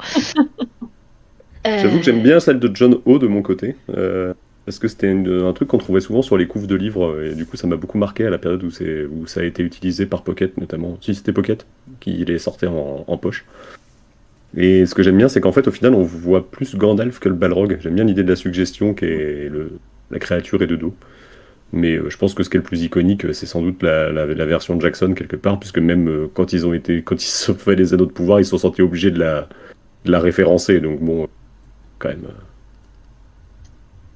Moi, en vrai, j'aime bien la 4e parce que je trouve il y a vraiment un parallèle entre le Balrog avec le feu, etc. et Gandalf avec sa bulle de lumière. Enfin, je trouve qu'il y a un côté, je sais pas, plus confrontation. Enfin, je sais pas comment expliquer. Je trouve ça intéressant. Alors le chat est à fond derrière Artemis. Voilà. Et il demande à ce que Sushi se fasse tatouer le Chalrog. J'y penserai. Alors, moi, j'avais choisi celui de John Hawke, dit Chris, exactement pour la raison que Sushi a choisi la 4. C'est-à-dire que, enfin, un mix des raisons de Chris et Sushi, mais parce que du coup, Gandalf est centré, mais en même temps, il est un peu dissimulé derrière la grande figure du Balrog, mais il est vraiment éclatant au milieu. On voit bien la différence entre les deux. Cette phrase qui fait rire souvent, la flamme d'Anor versus la flamme de Dune. Mais du coup, on voit bien la différence entre les deux types de feu, le côté bon avec le soleil, le côté maléfique. Et du coup, c'est pour ça que j'aime particulièrement celle-ci. Et dans ma justification pour Artémis, je voulais la jouer carrément, justement, on voit bien le rond jaune qui représente le soleil, la flamme d'Anor, alors que je pense que vous luttiez tellement qu'il a fait un anneau, en fait, pour dire « Non, c'est Tolkien !»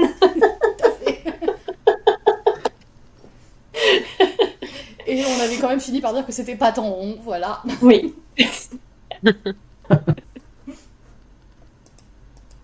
Allez, passons à Harry Potter.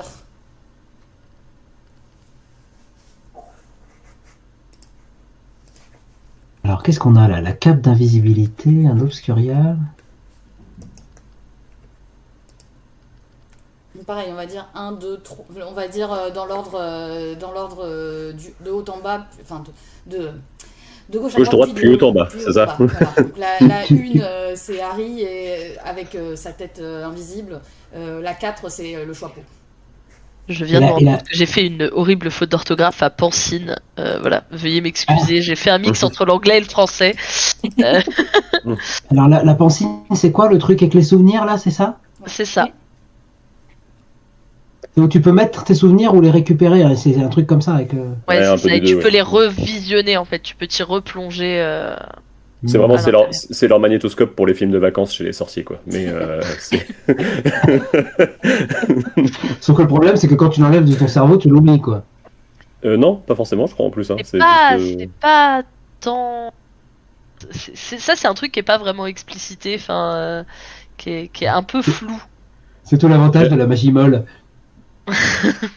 J'avais l'impression que c'était un truc du style genre ils enlèvent un souvenir comme ça ils peuvent le re-regarder d'une autre perspective, tu sais, il y a un truc un peu de genre on va rendre plus objectif quelque chose qui est subjectif, quoi. Mais d'ailleurs Dumbledore il range vraiment ses souvenirs, il y a vraiment quelque chose de oui, parce qu'il dit quand même que c'est pour faire un peu de la place dans sa tête, non? Oui. Dans mon esprit, alors après je sais pas, mais dans mon esprit c'est un peu, je le mets de côté comme ça, il est moins précis dans ma tête. C'est pas pour autant que je l'ai oublié, mais il est moins précis, moins clair. Exactement, là t'as Viturel dans le chat qui dit si tu l'oublies, comment tu te souviens que tu l'as enlevé? Eh ben oui, c'est ça. C'est compliqué. Mais tu peux en regardant sur ton étagère à souvenirs. C'est-à-dire, moi je me souviens pas de tous les DVD que j'ai, quoi, tu vois. Enfin, j'ai plus de DVD, mais tu sais, j'ai une étagère. Bon, après, pour répondre un peu à la question, quel est l'élément magique dont la représentation était indispensable? Tout était un peu indispensable dans le lot, mais je pense que le Quidditch, c'était quand même le truc que les gens attendaient au tournant dans les représentations. Mais c'est ce que tu vois, moi j'aurais dit le Choixpeau. Bah, il y a le Choixpeau. Celui-là, il est particulièrement angoissant. Mais j'aime bien. Je trouve ça vachement marrant comme représentation du Choixpeau. Mais je suis d'accord, mais indépendamment de ça, si on prend, si l'idée c'est qu'est-ce qu'il fallait absolument représenter pour quelqu'un qui a lu Harry Potter, qui regarde le film, c'est un truc hyper iconique au début, quoi. C'est-à-dire le choix de ton école, c'est tellement important, quoi. À Poudlard, soutenir son équipe, c'est tellement important. Une fois que tu as été réparti. C'est vrai. Ça dure pendant 7 ans après, tu vois. Moi, j'ai envie de prendre la cape d'invisibilité parce que meilleur des reliques de la mort, héritage familial, et puis sans ça, comment est-ce qu'on fait pour aller errer dans les couloirs la nuit sans se faire repérer par Rusard? Ça me semble indispensable. Il a un peu une tête de Ravi de la crèche quand même, Harry, là. Ah ouais, là, il est tout petit. Il est trop mignon. Alors, Sushi, du coup. Moi, du coup, j'avais choisi le Quidditch et les balais, etc. Parce que pour moi, c'était super intéressant de donner vraiment vie visuellement à un sport qui n'existe pas. Et vraiment. Mais si ça existe, vous savez pas? mais voilà. de vraiment lui donner une véritable existence et parce que voilà, on peut le décrire, mais je trouve que bah, le sport, ça se vit. C'est difficile de le vivre juste en l'imaginant. Donc je trouve ça super intéressant d'avoir cette représentation visuelle. Après, j'ai pas mal hésité pour celle-là. J'avoue que j'ai beaucoup cherché parce que je trouve que la Pancine, avoir cette pareil, et puis la manière dont c'est représenté dans les films aussi, avec voilà, on plonge dans ses souvenirs et ces souvenirs qui refont surface un peu en mode avec des filaments, enfin en tout cas de manière un peu floue au départ et puis qui devient plus nette. Je trouve que ça montre bien comment les souvenirs fonctionnent finalement. Il y a ce côté à la fois flou et à la fois net, enfin qui se mélange. Et si vraiment on parle de représentation indispensable visuellement, par exemple au cinéma, quelque chose qui était compliqué à représenter mais qu'il faut représenter, qu'il faut imager en tout cas, je pensais à vraiment l'âme qui quitte le corps après le baiser du détraqueur, parce que comment peut-on faire comprendre par une image que on n'a pas juste, la personne n'est pas juste morte, qu'en fait c'est pire que la mort entre guillemets, c'est enfin pas entre guillemets puisque c'est un sort pire que la mort, c'est comme ça que c'est présenté. Donc comment est-ce qu'on montre que la personne elle n'est pas juste morte, que c'est autre chose, que c'est au-delà de ça? Et du coup voilà, de trouver une façon de le représenter. Après c'est représenté assez sommairement entre guillemets, mais je trouve que c'est enfin voilà, que c'était important de le montrer, pas juste de montrer quelqu'un qui est mort. Ok, la personne est morte, bon bah c'est triste, mais voilà, là il y a quelque chose en plus et je pense que c'était important que ce soit visible. Voilà. Je sais pas à quel point ils l'ont anticipé, mais je me demande s'il n'y a pas un truc un peu de... Enfin, c'est tellement important de l'âme dans Harry Potter, parce que tu peux la couper en petits morceaux pour en faire des Horcruxes, que du coup, à ce stade-là, avoir pensé à montrer qu'on peut séparer l'âme du corps, c'est finalement plutôt malin. Complètement. Oui, Smog, je vais te descendre de là-haut. Alors, Viens la grosse patate. après que Smaug soit descendu, on va passer au trône de fer et la représentation. La transition est indispensable. Les dragons. La transition est folle. Dragon. La transition dragon. En fait, on a un 6e dragon, du coup, c'est Smaug. Voilà. Voilà. Quel est le meilleur dragon de cet univers? Voilà, vous avez. Alors déjà, j'aurais pas dire, mais il y a beaucoup de vouivres, déjà, de base. Pardon. C'est vrai que ce ne sont pas des dragons. Ouais. Et moi j'aime bien le 3e, c'est Caraxès, c'est ça, qui a ce long cou un peu tentaculaire, là Non mais il aura La les choses première que difficiles, j'ai on n'a vue, pas j'ai les noms. trouvé ouf.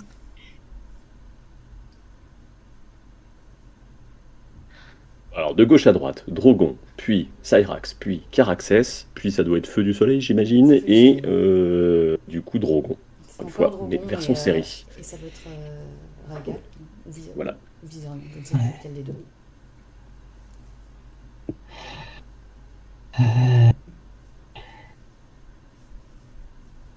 Ouais, c'est proche en vrai. Enfin, il y a un Ouais, côté. Moi je Caraxès, me c'est base trop la vraiment sur la classe. série parce que Feu et Sang, pour le coup, je l'ai pas lu, donc Caraxès, je sais pas comment il est décrit dans les écrits, mais c'est vrai que visuellement, en tout cas, quand je l'ai vu arriver dans la série, j'ai trouvé qu'il sortait du lot et du coup, il m'a marqué, je le trouve intéressant.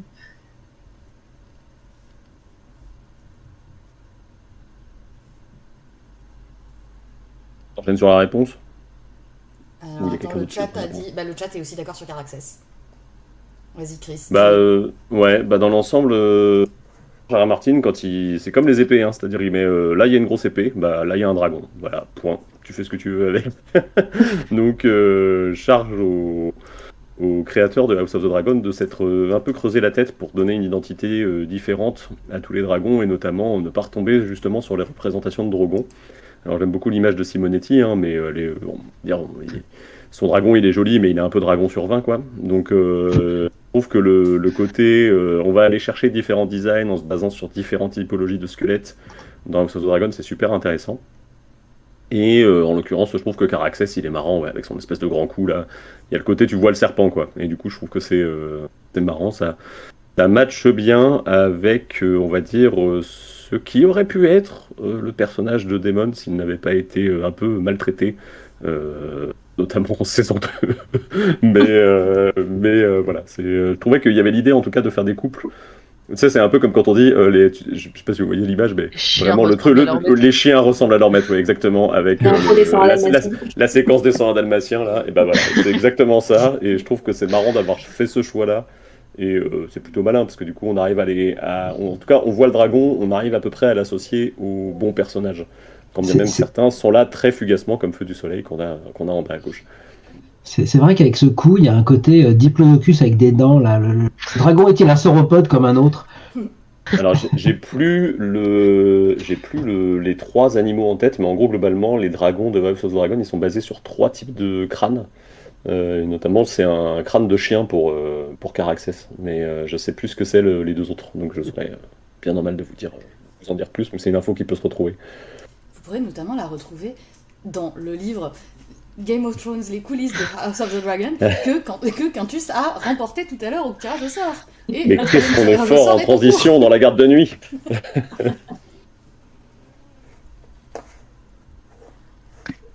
C'est Oui, c'est pas chien, évident cheval, de- ouais, c'est ça, je crois, je suis assez d'accord avec ça, ouais, le cheval. Le cheval pour Syrax, ça a l'air d'être assez évident.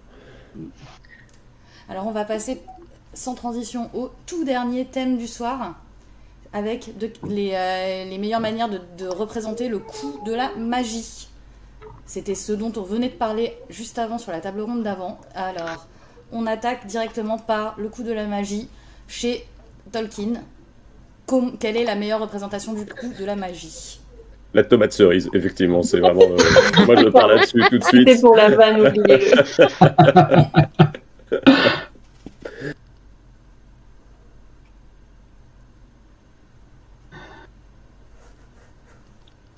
Le Gollum, moi, enfin, je Oui, sais ça pas, me je trouve semble. ça, c'est assez évident tout de suite. Enfin, voilà, le côté, la magie coûte physiquement.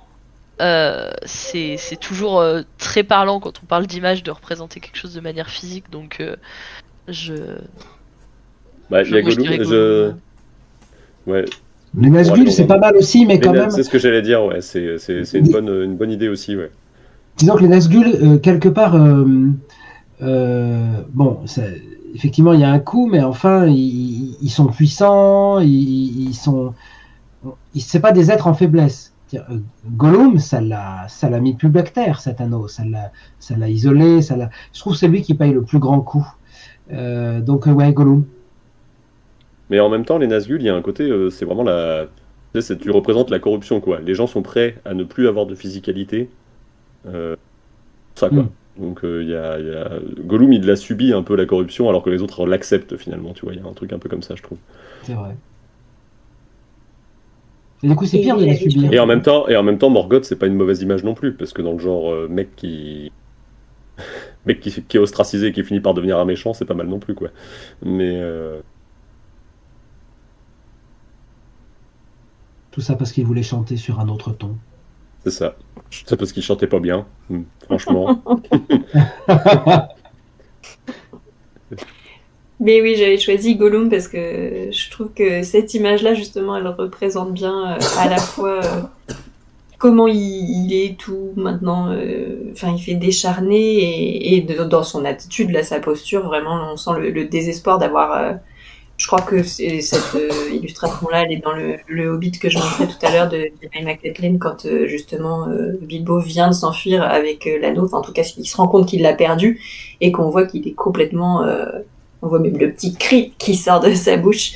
Donc ouais, c'est lui que j'avais choisi effectivement. Et pour me défendre pour Denethor, la blague c'était que oui, il utilise son palantir et il devient pareil un peu fou. Il y a que le désespoir, il y a plus d'espoir qu'on puisse l'emporter, tout ça, et du coup, il n'arrive même plus à manger correctement une tomate cerise. Tout le monde sait qu'on la met en entier dans sa bouche.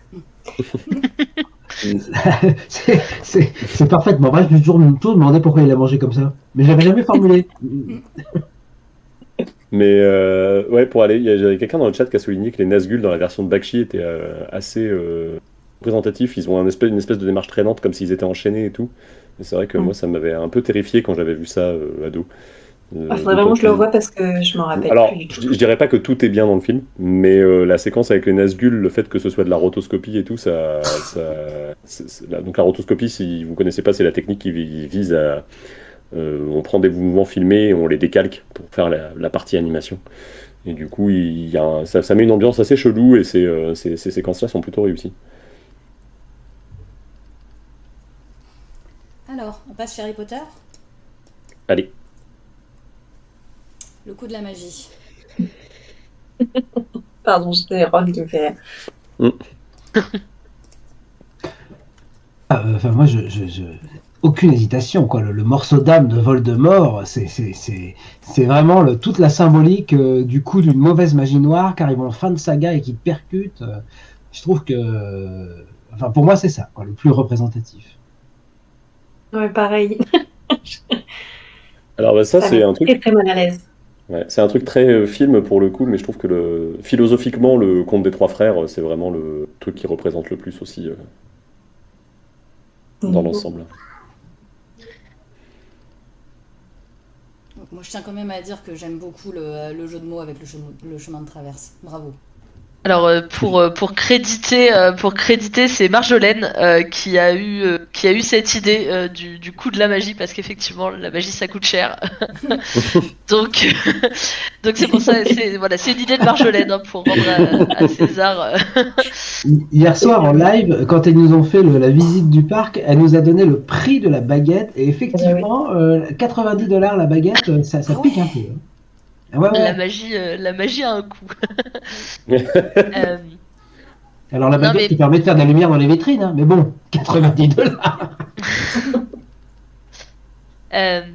Du coup, je l'ai pas mal hésité parce qu'effectivement, le morceau d'âme de Voldemort c'est assez parlant, mais j'avoue que j'ai quand même choisi le conte des trois frères, et principalement la question le moment où on prend le deuxième frère. Alors, outre le fait que cette séquence est magnifique et que je trouve ça super intéressant de mettre toute une partie animée dans un film, dans un film qui n'est pas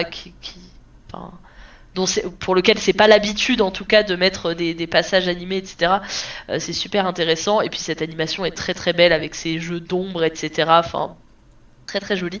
Mais en fait, ce que j'aimais bien dans cette idée-là, c'est que en fait la magie, elle a un coût des fois pas directement, enfin je sais pas comment dire, mais pas directement dû à ses actions. C'est-à-dire que Voldemort, il a effectivement son âme qui est scindée, qui est, je trouve plus le mot, mais mutilée, etc. Du fait de ses propres actions. Mais le deuxième frère, c'est plus la magie qui n'a pas suffi à le rendre heureux, enfin en tout cas qui n'a pas suffi à le consoler, etc. Et pour moi, c'est aussi le fait que la magie, elle a aussi un coût indirect, au-delà de juste, on jette un sort et soit ça va vers quelqu'un, soit ça nous revient dans la figure, comme pour Ron par exemple. Il paye le prix de sa magie aussi dans un certain sens. Mais voilà, le fait que la magie, elle a aussi des conséquences indirectes auxquelles on pense pas forcément et qui sont pas directement liées à la magie. Je trouvais ça intéressant la manière dont c'était représenté dans le conte. Voilà.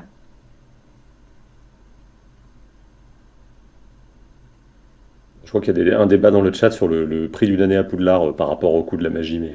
Je crois qu'il y a un système de bourse, Mais il y avait des gens qui avaient essayé de faire une évaluation en comparant un peu les cours de monnaie, machin, tout ça. Il doit y avoir des articles là-dessus qui ont été faits et qui ressortent de temps en temps. On passe au trône de fer. Allez. Alors là, il y a plein d'images. Il y en a 8. Oh là là. La magie, c'est douloureux, ok, dans le trône de fer. C'est d'ailleurs comme ça qu'a commencé Ridan tout à l'heure en disant oui, il y a un prix, il y a toujours un prix. Micro. Ouais.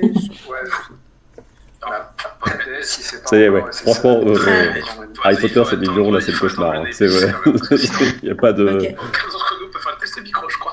Oui, non, d'accord, ok. C'est écrit quoi sur la 5 d'Enéris et les... Non, bon, c'est je l'enfant, donc on a pense. Allez. Alors ça, j'en ai entendu parler ce week-end, mais je me rappelle plus ce que c'est en fait. J'ai pas tout Alors, les non-mourants, c'est... Alors, la représentation dans la série est pas du tout celle du... Oui. bouquin, puisque dans la série, c'est quelque chose où juste tu sais, elle perd ses dragons et elle fait elle rentre dans une tour et elle cherche ses dragons dans la tour et finit par tomber sur l'autre avec les lèvres bleues. Dans le bouquin, elle va rendre visite à l'hôtel des non-mourants pendant qu'elle est en train de faire du tourisme à Chartres dans le deuxième tome, et elle a une espèce de vision apocalyptique, enfin pas apocalyptique, mais une espèce de vision un peu sur le long terme de qu'est-ce qui pourrait advenir, de choses qu'elle comprend pas, de certaines situations, et à la fin, ça se finit de manière un peu...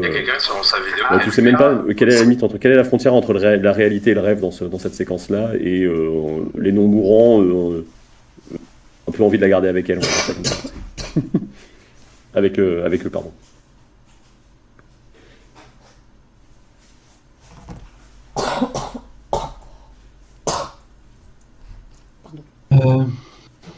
Moi, je choisirais les noyer. Je trouve que c'est affreux de se noyer. Ça me semble être le plus... Mais bon, ceci dit, Mélissandre paye un prix très cher aussi. Bon, difficile, hein. Ouais, Ouais, moi je vais partir sur Mélissandre, mais il y en a deux du coup. La troisième plutôt, je vais choisir la troisième. Je partirais sur la troisième aussi. Puis en plus, l'image est folle. Enfin, l'illustration est vraiment dingue, je trouve. Elle est vraiment magnifique. Avec le clair-obscur, là, l'image est vraiment belle. Alors, du coup, Chris, en donnant ton image, tu pourras aussi te répéter sur ce que tu viens de dire parce que il y a eu un bug son lié à Sur la les non-mourants. Bon, sinon, vous demandez à Raydan de vous faire un pavé dans le chat, hein, ça ira aussi vite. Mais globalement, dans la représentation des non-mourants dans la série, c'est juste Daenerys qui essaye d'aller récupérer ses dragons dans la tour, et elle est enfermée dans un espèce de truc où elle peut pas sortir jusqu'à ce qu'elle bute le mec avec les lèvres bleues. Dans le bouquin, elle est en train de faire du tourisme à Kars dans le deuxième tome, globalement, et on l'invite à aller voir le palais des non-mourants, où en fait elle a des visions pseudo-prophétiques sur ce qui pourrait arriver même à d'autres personnages. Enfin, elle voit tout un tas de choses, et en fait les non-mourants essayent d'utiliser ces visions, on va dire, un peu moi, c'est le souvenir que j'en ai, pour brouiller la frontière entre la réalité et le rêve, et peut-être la garder avec eux pour toujours, que ça les intéresserait bien. Donc du coup, c'est mis un peu comme ça dans l'illustration de Simonetti. Laquelle est ma préférée? J'aurais pu toutes les choisir un peu, parce qu'il y a beaucoup de choses assez intéressantes dans tout ça. Je trouve que sur Arya, c'est intéressant de voir qu'il faut complètement se déshumaniser pour obtenir le pouvoir de changer de visage et d'aller assassiner des gens, parce que c'est globalement ça. Sur Mélissandre, la question du coup du pouvoir de Mélissandre est assez intéressante, parce que on a l'impression que c'est un personnage qui est super puissant quand il apparaît, notamment avec cette séquence avec l'ombre, et on a on va dire le prix à payer, on le connaît qu'assez tard, puisqu'on va le connaître que dans le tome 5. La forge du trône de fer, je trouve que c'était intéressant de le mettre, parce qu'on n'en parle pas assez, mais bon, pour mettre toutes ces épées, il a bien fallu sacrifier quelques petites choses, notamment du temps de vie, je pense, parce que même si tu as un dragon pour fondre les épées, ça veut dire que tu as récupéré toutes les épées, ça veut dire que tu as peut-être tué tous les gens avec les épées, et du coup ça veut dire qu'il y a quand même un prix pour cet objet-là. Freux sanglant, c'est sans doute le plus évident, parce que lui, c'est physiquement rentrer dans un arbre pour payer le prix de la connaissance et être un peu omnipotent. Effectivement, moi, ce que j'aime beaucoup, j'aime bien les Greyjoy quand même dans l'ensemble. J'aime bien ce qui se développe autour, et la perspective de se dire, eh bien écoute, pour ton baptême, tu vas crever et après tu vas revenir, et si tu reviens pas, tant pis pour toi. Je trouve que c'est assez terrifiant comme magie. C'est d'ailleurs toujours pas si ça marche, en fait, parce que c'est un peu le principe chez Martin, c'est qu'on n'a pas toujours les réponses sur est-ce que la magie ça fonctionne ou est-ce que ça fonctionne pas, ou est-ce que c'est juste des gens qui bluffent, et pour le coup, tout fonctionne un peu, mais effectivement, comme quelqu'un l'a souligné, c'est tellement différent d'une autre que c'est difficile d'en sélectionner une en particulier. Et bien du coup, on va conclure avec La Roue du Temps et Cosmer. Et nos 6 dernières images.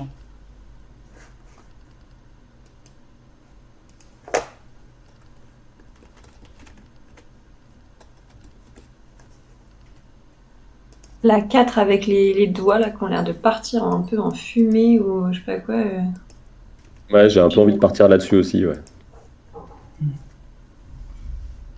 Oui, la spiricantation, ça pique, hein, quand on fait ça, on abîme son propre corps jusqu'à en mourir, mais ce n'est pas celle-là que j'ai choisie. Et Sushi a pas encore répondu, par exemple. Moi, je trouve la deuxième image absolument terrifiante. Enfin, voilà, je trouve cette espèce de personnage qui semble brûler de l'intérieur. Enfin, Une voilà, espèce de maquillage de clown en plus. Ouais, je trouve, enfin voilà, mais vraiment cette impression de brûler de l'intérieur, je trouve que comme conséquence, c'est absolument terrifiant. Je sais pas où on est le chat, ça a voté. Le chat est encore en train de voter, ça vote, ça vote. Disons que la 4, elle va un peu dans le sens de beaucoup de choses qu'on a montrées, c'est-à-dire le côté très physique de la formation. Alors, le chat est plutôt sur la 5/6. Et Alors, je pense- tous le 6. Le chat a lu. Le chat a vu et que le Oui. game, c'est triste. Tout à fait. Alors moi j'ai choisi la 2, effectivement, comme Sushi. Je pense que c'est la plus représentative parce que c'est ce qu'on voit venir le plus vite, hein. Une Aes Sedai qui canalise trop de pouvoir et qui se brûle de l'intérieur,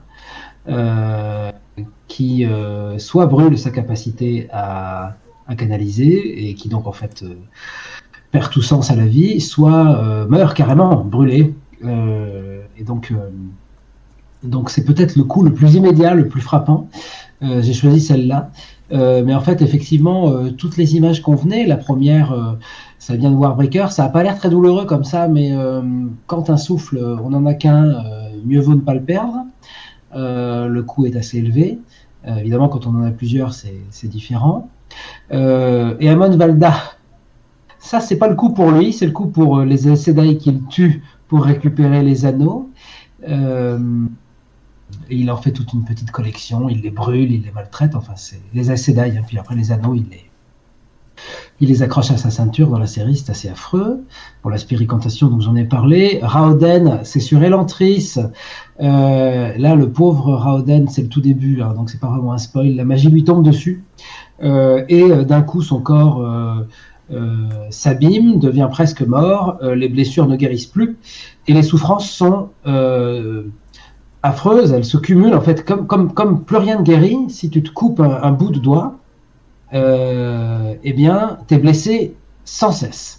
Et ceux qui subissent le Shahod sont comme ça, deviennent fous en se blessant progressivement et en n'arrivant plus leur esprit ne supporte plus cette situation d'un corps qui ne guérit plus, mais dans lequel il ne meurt pas. Donc c'est assez affreux.